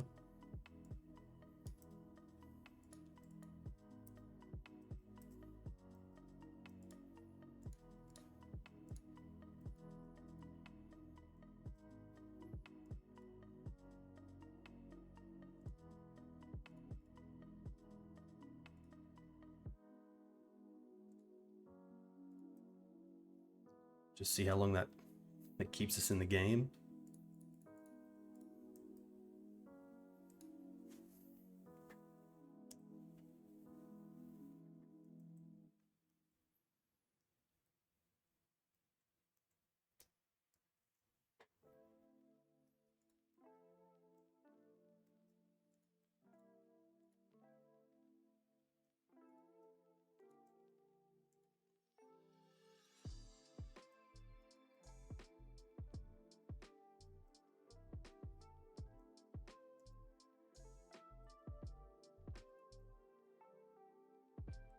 All right, 10-turn clock.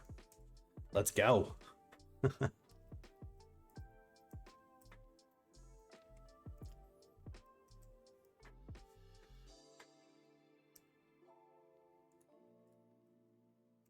right, that's 3 mana.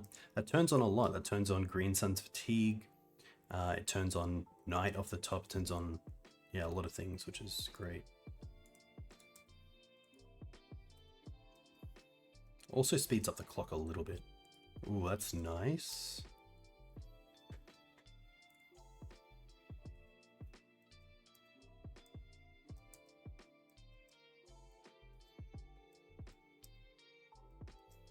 Maybe, just maybe we can steal this one.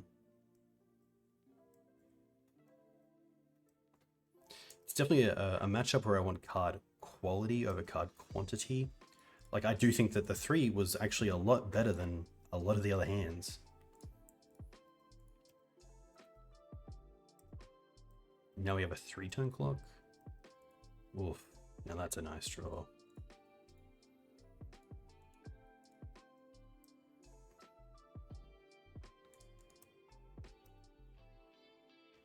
But you can definitely see how good Collector Ouphe is in Legacy. Like, there were days where Teague had this sort of moment, Tharli had this sort of moment. There are some matchups still where Bowmaster has this moment, but it's just, yeah, it is nice to potentially just have enough. Another Bowmaster does it? Worldly Tutor. Ooh, okay. Nice.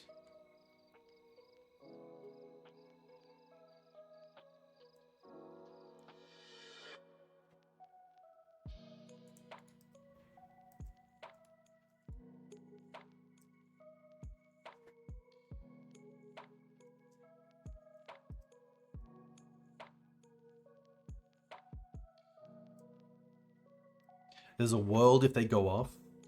We can Swords Ouphe. Wow, okay. Didn't expect that. That's very cool. I am going to go to the bathroom for 1 second. I'll be back. A great time to follow the channel if you're not already and you enjoy this content. You can also find me on YouTube and Twitter. There we go.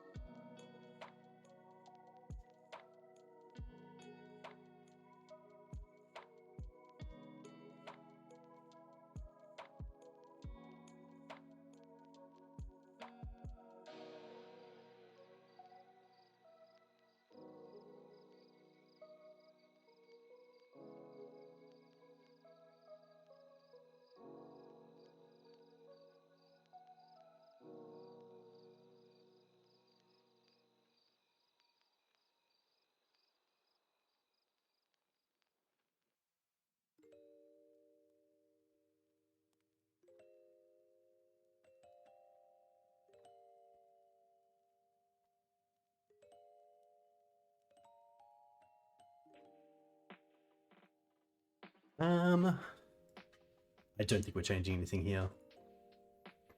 It's tough as well, playing 24 lands, but we aren't playing the once upon a times, so maybe there's something there. I like this hand with the Force of Vigor, and it does that double Bowmaster, which is nice. We do lose the Veil to the Force, but it has mana. It has something to do turn 0.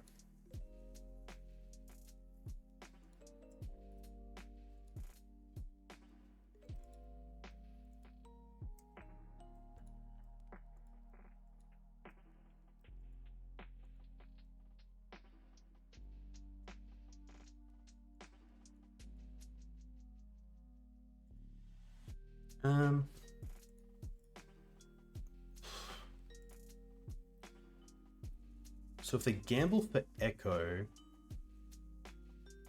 yeah, we can't stop the Echo here, because then they'd sack the LED. The only card in the hand is Echo.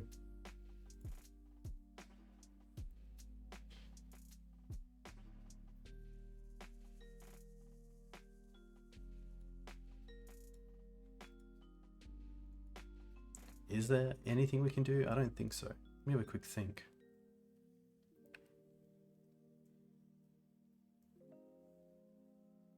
Yeah, they get rid of the cards, but they're going to get rid of the cards anyway. I think I'd rather keep a Force in the deck. No, because it goes to the great. Oh, I guess I want to keep the Veil potentially.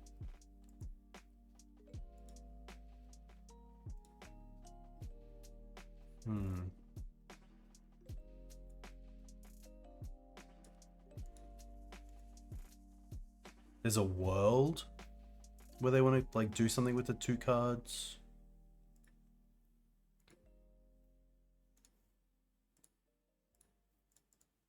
Yeah, I think it's probably wrong, because you probably just want to keep the Veil in the deck. They just sack the LED, float 3, gamble for Echo, discard the Echo to gamble. Echo.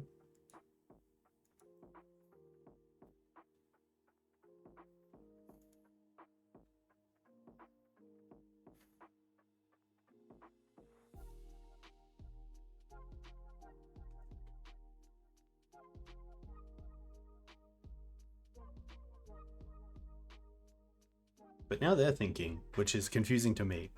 Okay, there we go. Burning Wish and Defense Grid. Okay.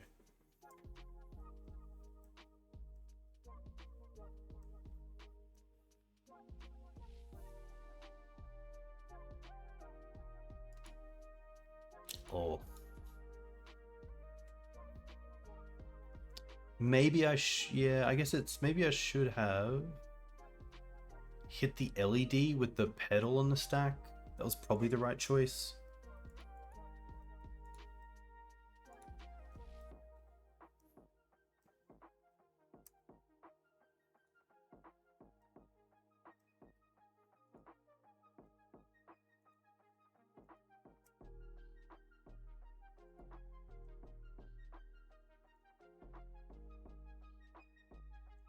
Like I could try to Surgical Lotus Petal here,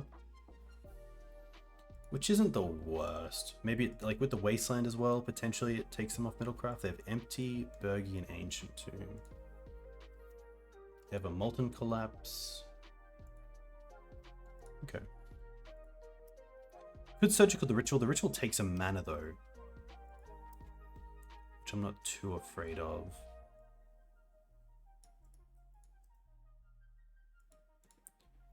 Yeah.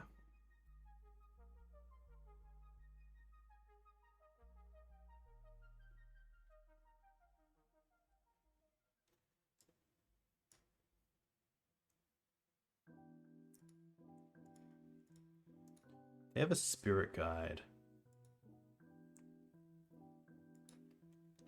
So they have a lot of mana and a Burgy.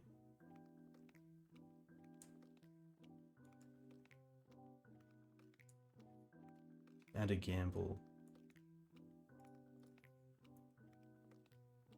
I think I'm happy just to try to hit their mana a little bit.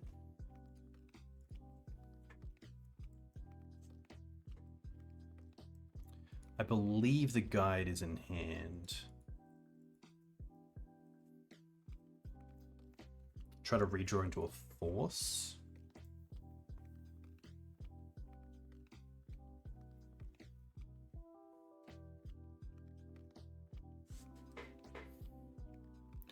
Tomb's quite good. Yeah, Tomb into Grim.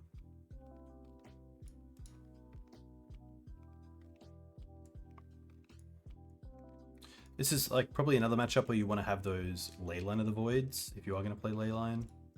Just turning off the echo lines means you gain some turns, which is nice.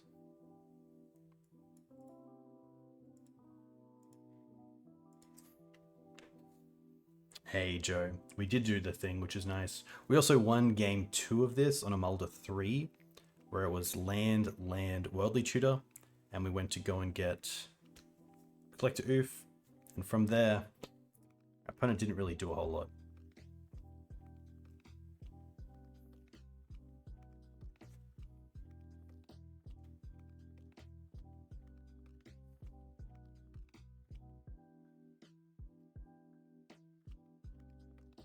But I assume here they do have a gamble.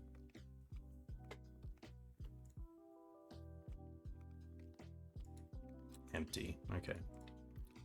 Yeah, we don't have a way out of that. Tough.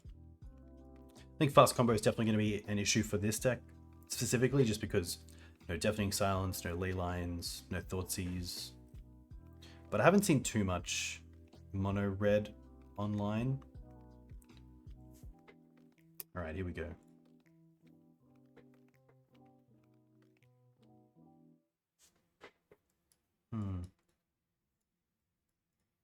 A little bit tricky, like 5 lands, 1 being a spell land, and then 2 cards that are a little bit like, obviously Collector Ouphe is a high chance of being vanilla.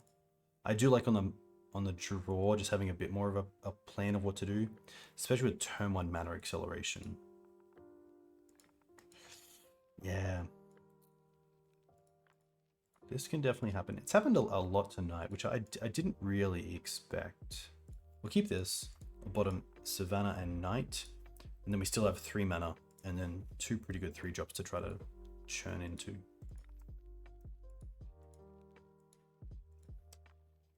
I did not expect Wasteland pass, so I'm happy I kept this. So we can go basic into Ignobled. Yeah, I think that's okay. We can then try to follow this up with a Grist. I guess we do have the Canopy for a white source, which is nice. Yeah, Cycle Troll's a great point. Nice, yeah.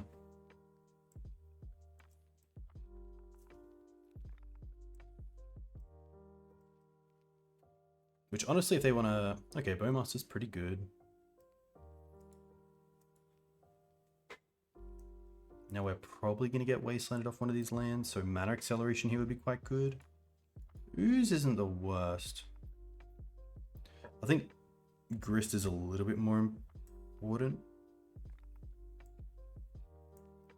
Like the black source, but...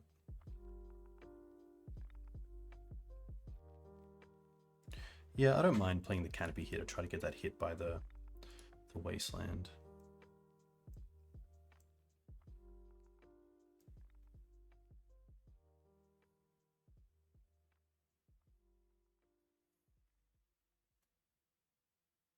Screws does provide a threat even with the Wasteland taking this out, so it does kind of give us a turn 2 play, which is nice.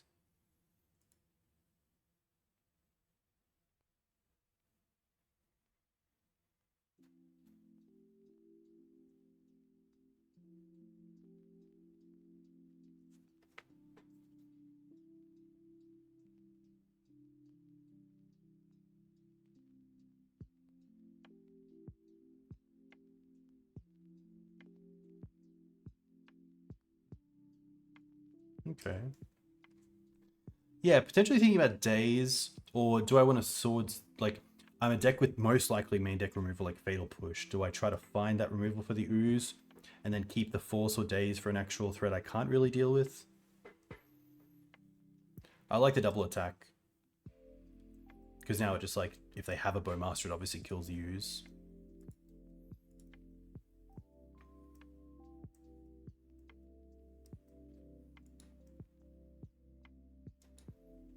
another cycle.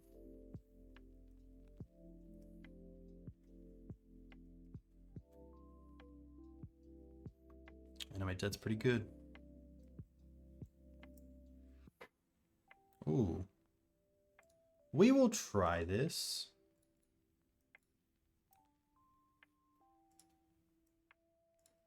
Wow, it just comes down.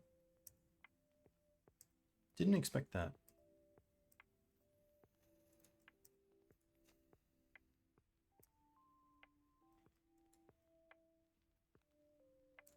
The Triumph of St. Katherine off the top is very similar to the saying, everyone has a plan until they get punched in the face. We kind of had a plan with what we were doing, and then the punch in the face was Triumph, but thankfully it's a punch for our opponent, not for us. They actually kept the troll back, which is pretty interesting.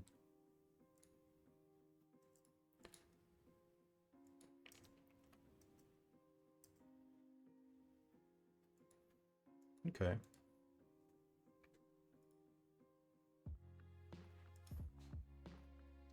The question is, am I happy trading the Triumph here?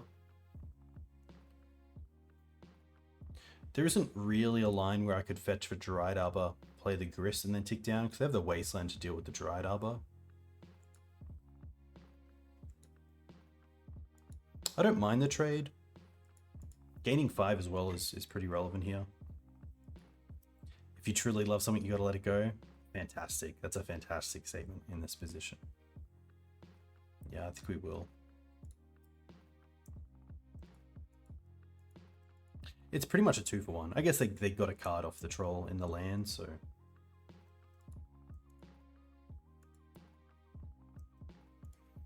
Interesting. This is fine. Ping this to 4. And then do they want to block with everything and keep the troll? Wow, okay.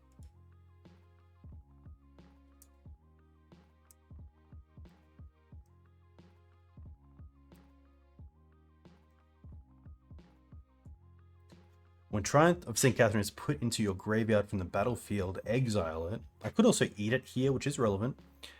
Exile it and the top 6 cards of your library face down. I think in response I'll fetch to get that mana out of the way and then keep the Triumph within that 6. Let's go for Savannah as just an extra green source. And then this happens. Okay. And here I could play the Knight. Yeah, I think I'm happy to play the Knight and then hold up green for eating.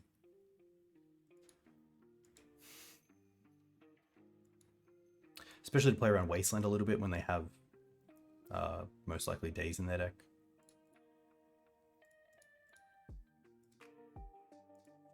I don't want to play the Grist just yet because they can't just attack into it.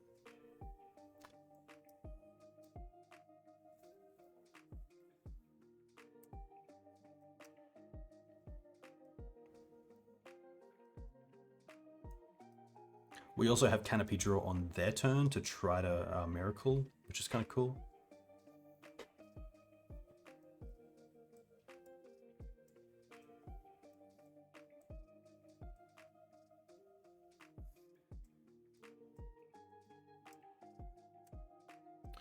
They chose to not shuffle. Troll gets in. Okay. Guess it's pretty much unblockable.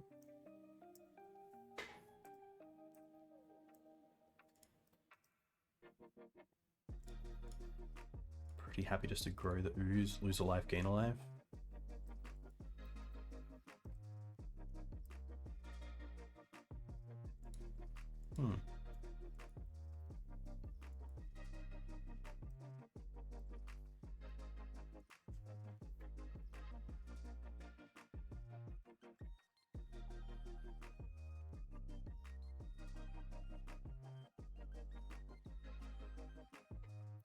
Definitely thinking about attacking.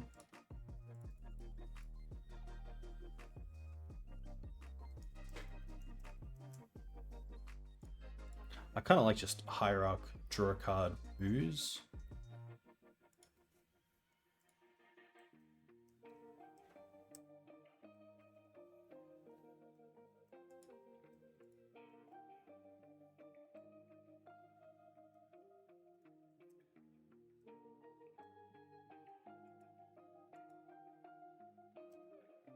Okay. Hit the Noble, but it just grows the Ooze, which is great.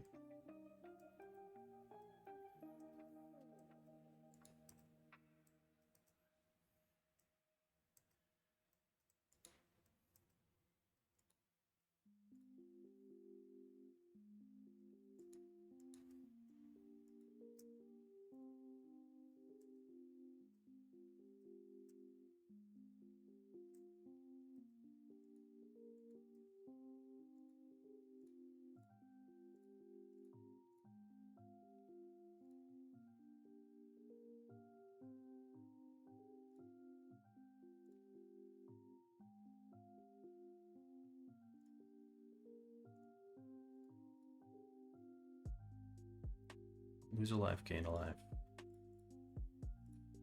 Sack the forest.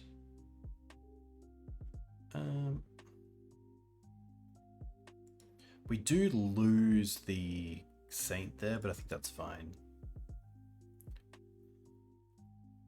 I'm just going to keep them off this Ponder as well, for something like Murktide.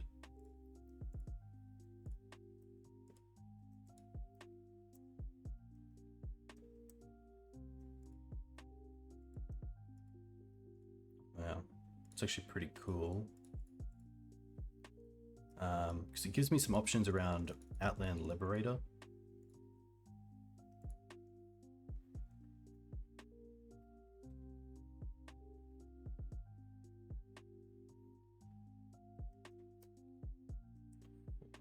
Okay. I think in that case here, I'm happy to swing with both.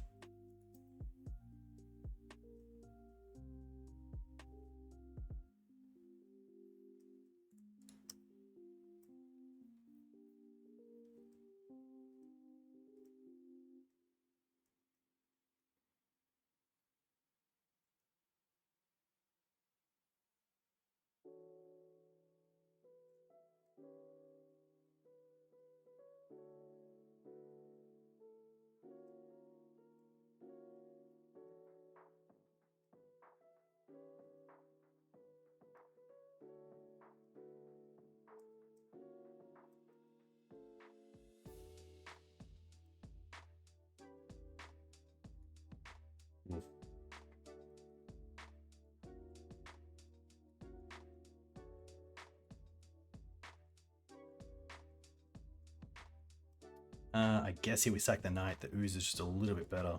And discard that. That's tough.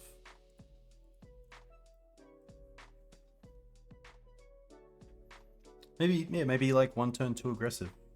But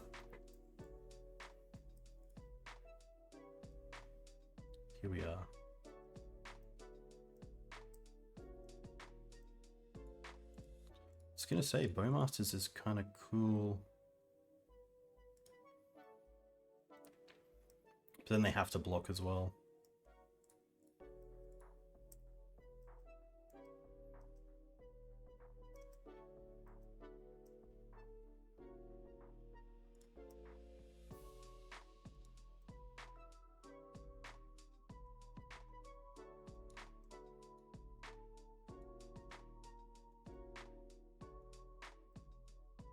We got a 4,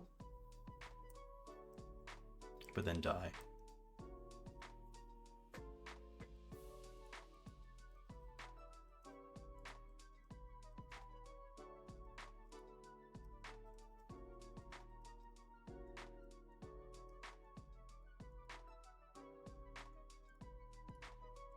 Tough. Dismembers I like. Carpet I like. Veil I like. Fairy I don't mind. Surgical I don't mind. Ouphe can come out. The Witherblooms again are just a little bit too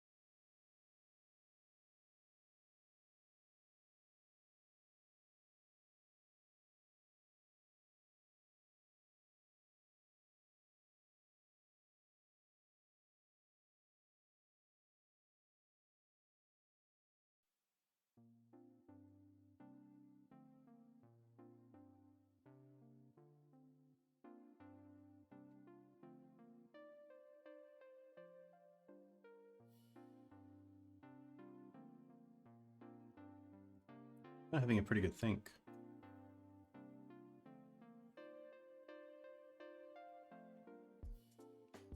The tough part is I can't Wasteland and also hold up white due to the mana constraints, which would be quite nice. I guess I could if I draw exactly carpet. Okay, that kind of solves some issues, but yeah, now it's just awkward. They didn't take the swords. So taking the Green Suns, to me, feels like they just don't really have a line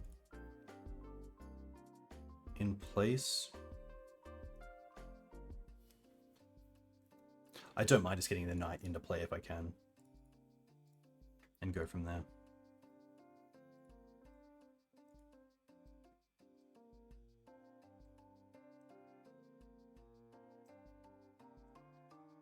Be a little bit brutal if they just had like another grief.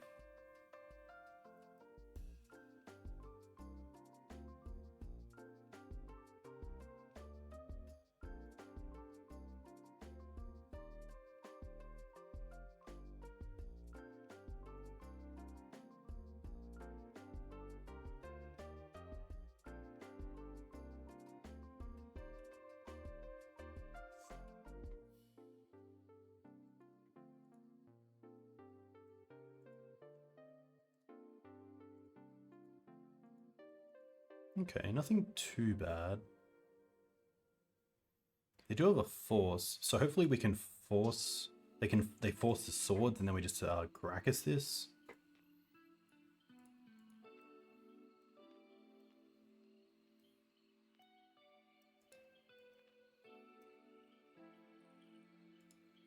Oh,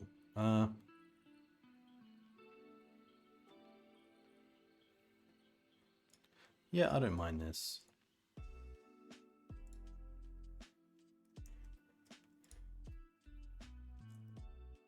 Probably like this.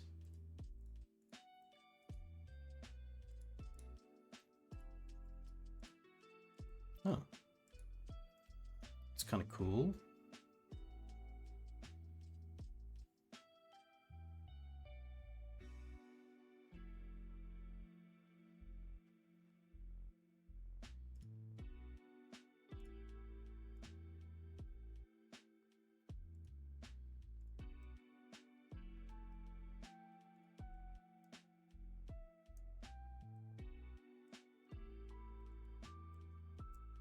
I don't want to see if they use the Bowmaster on the Dryad Arbor or not. I assume not because the Knight's open.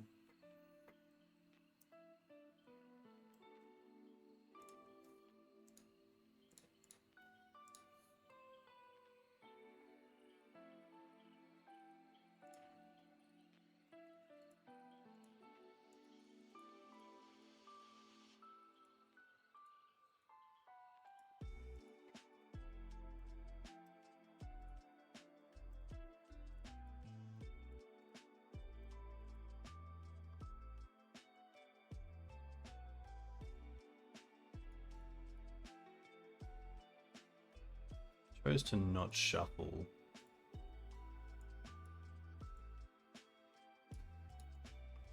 Grief is fine. Grief is fine. I mean, now we even just have a fetch land. There's no real need to bog here.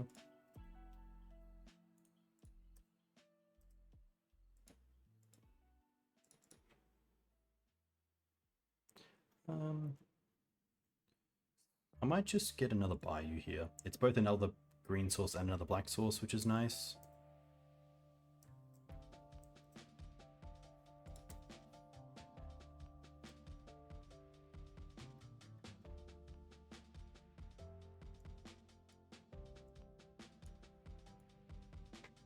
Yeah, like yeah.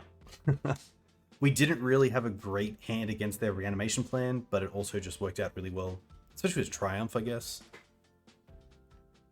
Very weird.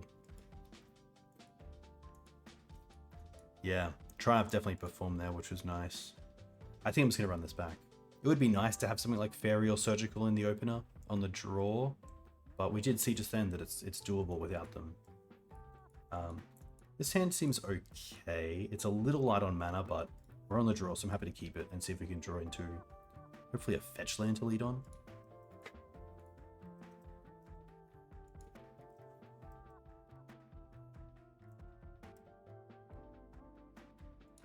Okay.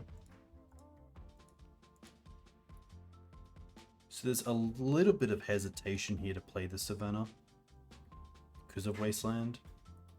It does leave us like swords open, which is nice.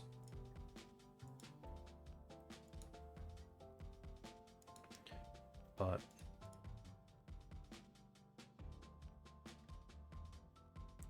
honestly, if they Wasteland us, they're probably not doing much their turn anyway. Maybe a cantrip, so I don't actually mind this.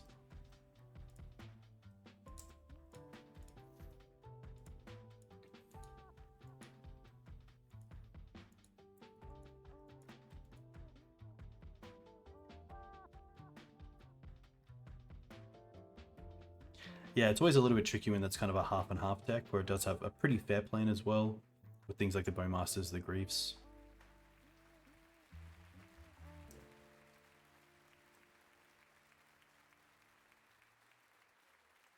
Upkeep Troll.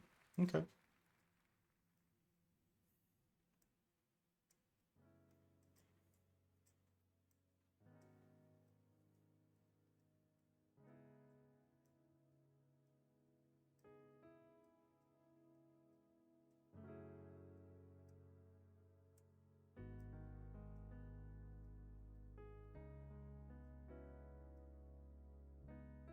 We just allow this. If they want to take the sword, they can. If they want to take the endurance, they can.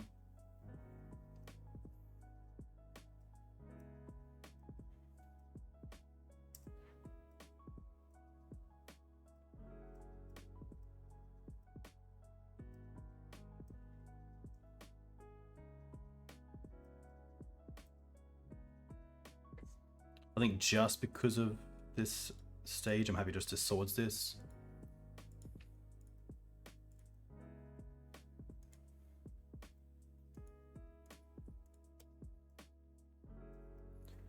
Interesting what they take, given our mana.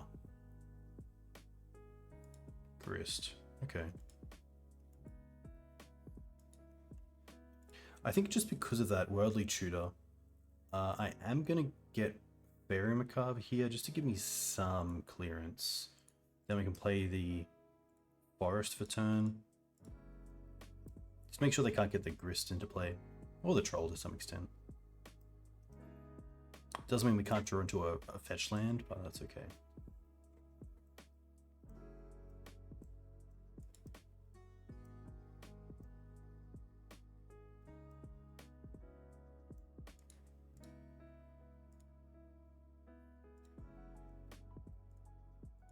Should have taken out 2 cards, but that's fine.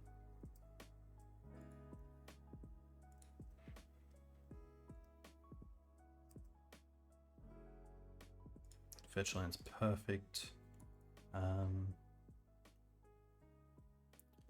Don't mind Scrubland here. Nope. I like Night here because it turns on Bog a little bit quicker. Doesn't play around Daze, but I think that's okay, hopefully. I wonder if they get the Surveil land. Yeah, nice. And then try to Daze that.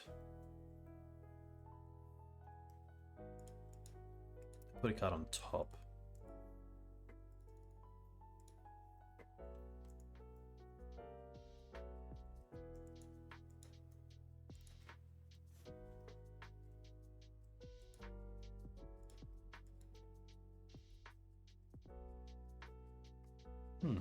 Wonder what they kept. Maybe a Bowmaster for our Bowmaster?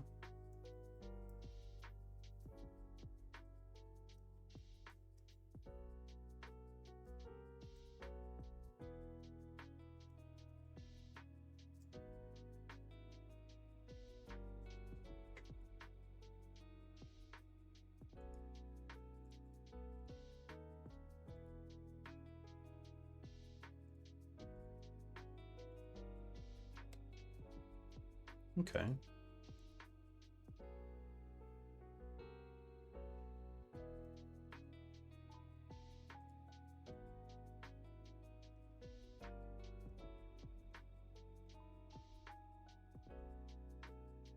Chose to not shuffle.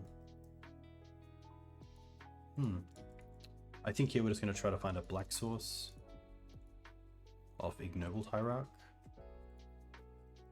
and attack.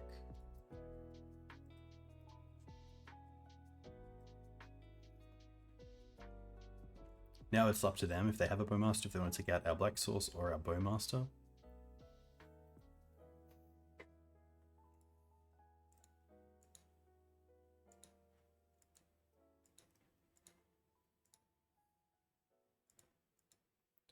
Oof.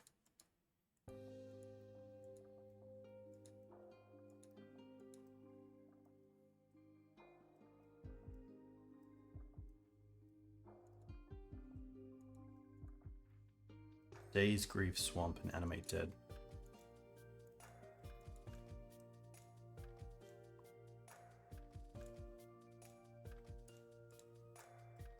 You can even get the Grist here.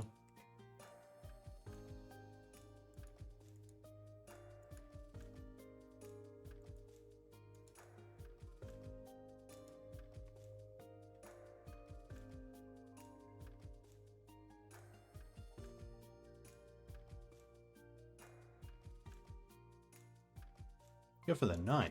Okay.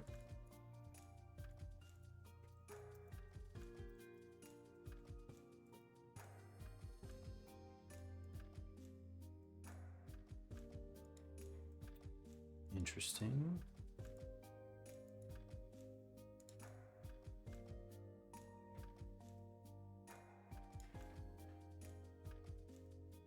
We know about a Grief, but I don't think that changes anything.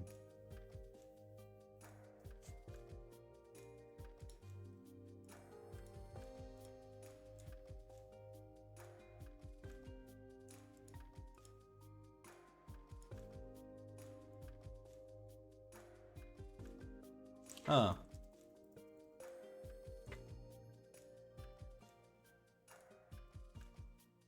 I think we're just passing with Bowmaster, which isn't great.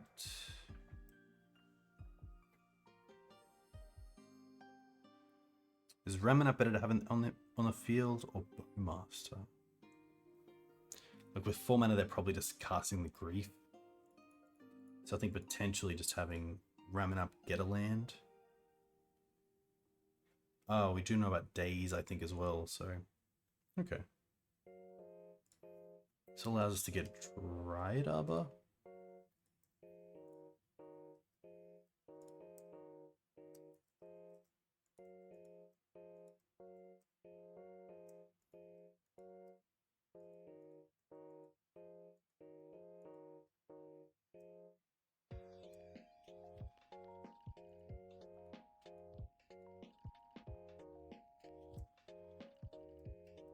I could fetch and block with Dryad Arbor to replay it, but not the greatest line.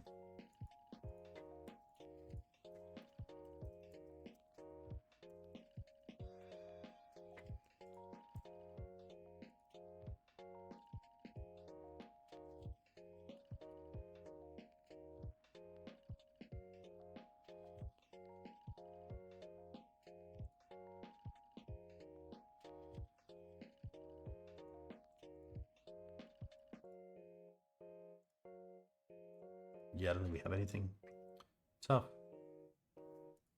Tough. I think this league definitely showed, like, there's definitely some need for potentially cheaper things in the board.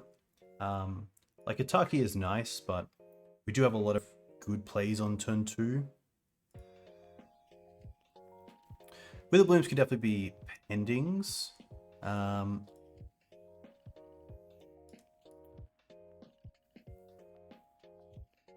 Just trying to think. I think the Delver matchup's definitely fine, especially with the full set of Bowmasters, and the Triumphs are kind of just like cake on top.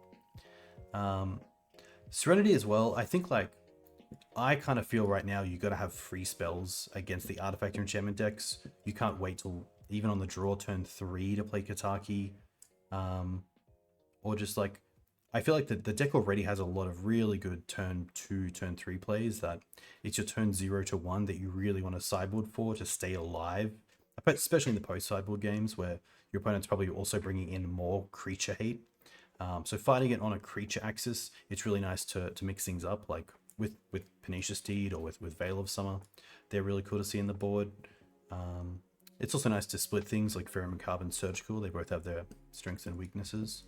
But it can be tough with Kataki, where a lot of the artifacts in especially Storm combo are typically used the turn they're played.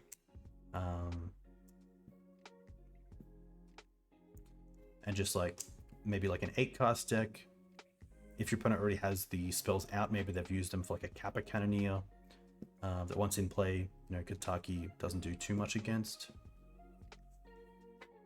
It is cool with Worldly Tutor and can definitely catch your opponent off guard, especially with Kataki. It's probably not a card that is going to be used too much or known too much. The Worldly Tutors and Triumphs were pretty cool. Obviously, the Worldly Tutor in game 2 against the Epic Gamble just got us the win because we were able to Worldly Tutor turn 1 for Collector Ouphe off the top, which was nice. It is card selection, not advantage, but obviously that selection is quite nice against decks that are pretty specific in how they win in terms of going through artifacts. So you have Collector Ouphe or going through big spells like potentially, you know, Khan, Tendrils, anything that Teague can stop. Obviously Teague is good there. The Witherblooms were just a little bit awkward just because they do have a lot of text, but a lot of the times your Bowmasters are dealing with the X1s. There aren't too many target non-creature, non-land permanents with value 2 or less being played other than say Chrome Mox or Chalice. We don't play against too many Vile decks. The mill and get back a land is quite nice to hit your third drop. The reach of the lose 2 and gain 2 is typically irrelevant. It can come up, but it does hit Beanstalk. It's, yeah, I guess Beanstalk it's not too bad against because you're getting back a card as well, so you're trading kind of 2 for 2, which is good. I don't mind the tutors. I do like the library in the board as just a fan of library for non-Bowmaster decks, but also when you have 4 Bowmasters, you also have a bit of control over dealing with them as well. It is quite tricky because I have become fond of the Once Upon a Time versions of Mav, but you also don't want to have too much fluff in the deck. Like I probably wouldn't want to have the full Green Suns, the tutors, and also onces, but I do really like the tech of Worldly Tutor. Ouphe was great tonight. Liberator was pretty cool. Ooze was a fine performer. Renegade Rallier would be pretty cool, especially to get back something that you've lost because we don't have protection in cards like Mother of Runes. So getting back an Ouphe or an Ooze or a Bowmaster or even a Liberator after being used once in the main deck is quite cool. So you could potentially find use for a Renegade, which also has little things like getting back a Bog is pretty nice. I think two Katherines felt nice. I would say, where do I want Katherine? Most of the time it's Delver. And I think 2 against Delver is nice because you don't see it too often. When you see it, you usually have the mana for it. But the tutors are interesting. I wouldn't mind like a little 4-of package. That'd be kind of cool.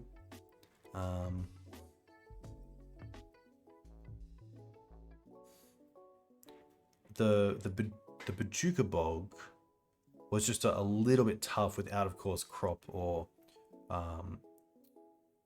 Elvish. And having the extra endurances, I felt like they were quite good if we did need it. The Ooze was obviously quite strong. I could see it coming out potentially for the Scryland that we talked about before. I'm trying to find out what its name was. I haven't learnt the new names though. Sadly, Amsterdam is off the cards. I will be in Europe later that year, but yeah, it won't be making Magic Fest Amsterdam as I first thought. Potentially could be on the cards, but it just didn't really line up. Mana was a bit of an issue tonight, which is a weird thing to say with a 24 land build.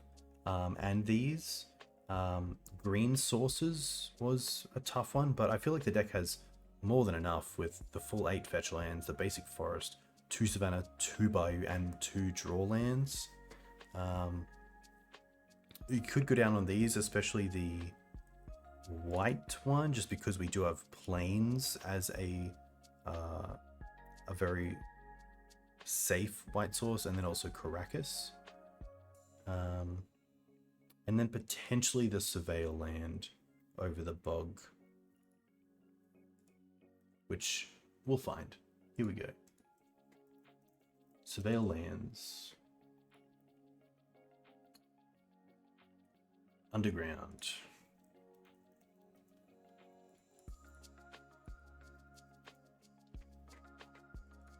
There it is. Oh.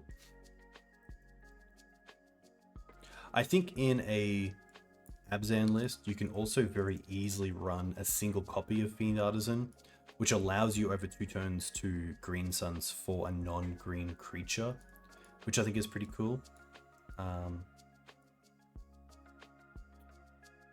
We also have 23 lands. I do like the mana base, especially with the Mortuary. It can really line up well. The Grist was nice. Yeah, I do really like the consistency. Like when you come across, you can kind of see like Fiend is kind of a, like Fiend and Rallia are kind of extra copies of these cards. We have really nice removal in Grist Swords Bowmasters. The little Triumph package is nice with also ways to get there. It's also up to 24 lands. Like I could see a Cradle in the list.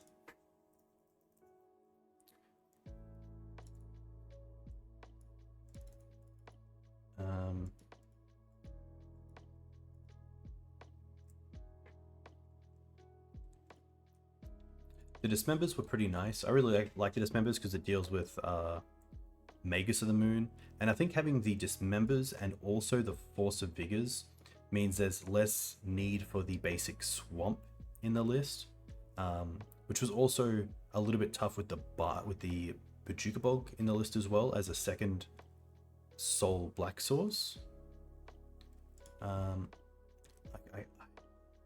I honestly could see like one more Hierarch, not too sure on which one, but that's 59, and then you could have the library in the main deck, which also acts a little bit like Worldly Tutor in like you know what you're going to draw.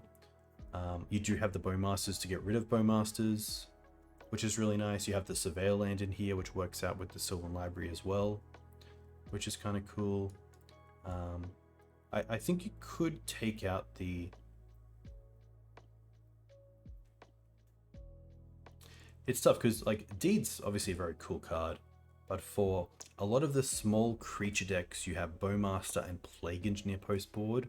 For a lot of the decks that go wide with things like artifacts or enchantments, you do have the 3 Force of Vigors. Typically against the decks where you want the Deed, you're also powering out creatures. Obviously hitting your own stuff is pretty tough. That obviously Deed is sweet and I would love to play it, but I feel like Deed and Kataki are where there's a bit of overlap. Like I wouldn't mind probably an additional surgical, like one more carpet, and then one more veil that goes up to 15, and then you still have some pretty sweet bears against combo alongside Worldly Tutor, which is nice. The Katherines I would keep at 2 when I had 3 I boarded 1 out against Delver. But I think yeah, as long as you like, this keeps, as you can see, the sideboard of non-creature spells down to either 0 mana or 1 mana, which is really cool. Could definitely play Doorkeeper Thrall. We haven't really come up against too much. I mean, it's actually a great card with Worldly Tutor as just like a card to have. We haven't come up against too much Oracle, but I do like the Thrall, especially with Worldly Tutor and especially with Fiend Artisan as well. Thrall does turn off some of our things, but typically against the decks we wanted, it is doing a lot more for us than it is for our opponent. To be fair, like the one copy of Carpet was quite nice. Like you could run two, but then sometimes you get these hands where it's all mana but no action, and by the time you draw action, it's over. But this is pretty nice. Like with a non-Once Upon a Time deck, having 24 lands is really nice, and then we also have, yeah, 9 ways to accelerate turn 1. Obviously the 4 green suns for Dryad Arbor. We still have some really nice combo interaction game 1 in Endurance and also the Ooze. Sorry, the Ouphe. The Rallier and Fiend Artisan is really strong. The Rally is really nice as well with a version with 8 fetches, just to really make sure that's being turned on. Yeah, I think something like this would be sweet. And actually this weekend, I'm going to run this back and see how it performs. Just with minor tweaks. Really small tweaks. So on Sunday, maybe Friday, probably Sunday, most likely Sunday, I'll definitely run this back and see how this goes. But yeah, a huge thank you to Joe. Joe sent through some amazing deck lists through Patreon. And yeah, it's really nice to talk through them, see his thoughts on Maverick, even just bring up different interactions in cards that you don't think of until they're in front of you, which I really like. So Joe, I very much appreciate that. And it's also nice where I think like green-white X is in a pretty nice position. Obviously green-white lands has won back-to-back-to-back challenges on the Saturdays, which is very cool. And yeah, I don't remember the last time I had 3 trophies, so that's always pretty cool. But yeah, Triumph was pretty cool. A lot of the times it just took over the game. It can be a little bit awkward because you might want a miracle. You might not want a miracle when you can. You might have to be, you know, putting out another fire with your hand. But a lot of the time it was easy to cast. We had the mana up. It isn't too awkward in your opening hand if you have mana acceleration. Obviously not a great way to put it back, but yeah, Triumph was really cool. So I very much appreciate that. It's nearly 12 o'clock, so I'm going to go to bed. But thank you again to all the new followers, the new subscribers, just people who watch. Very much appreciate you. I'll be back maybe Friday night, most likely Sunday. So we'll see how that goes. Delny. All right, we'll look at this. Creatures you control with power 2 or less can't be blocked by creatures with power 3 or greater. If an ability of a creature you control with power 2 or less triggers, the ability triggers an additional time. I think it's a really cool card for Espervile, which has a lot of creatures with low power and also ETB effects. Probably a little bit tricky. I know that Espervile is quite a clean and tight 75, but it seems like pretty much what Soul Herder was doing. So potentially in place of one of your Soul Herders if it's still there. D&T it could. You can search for it, which is nice.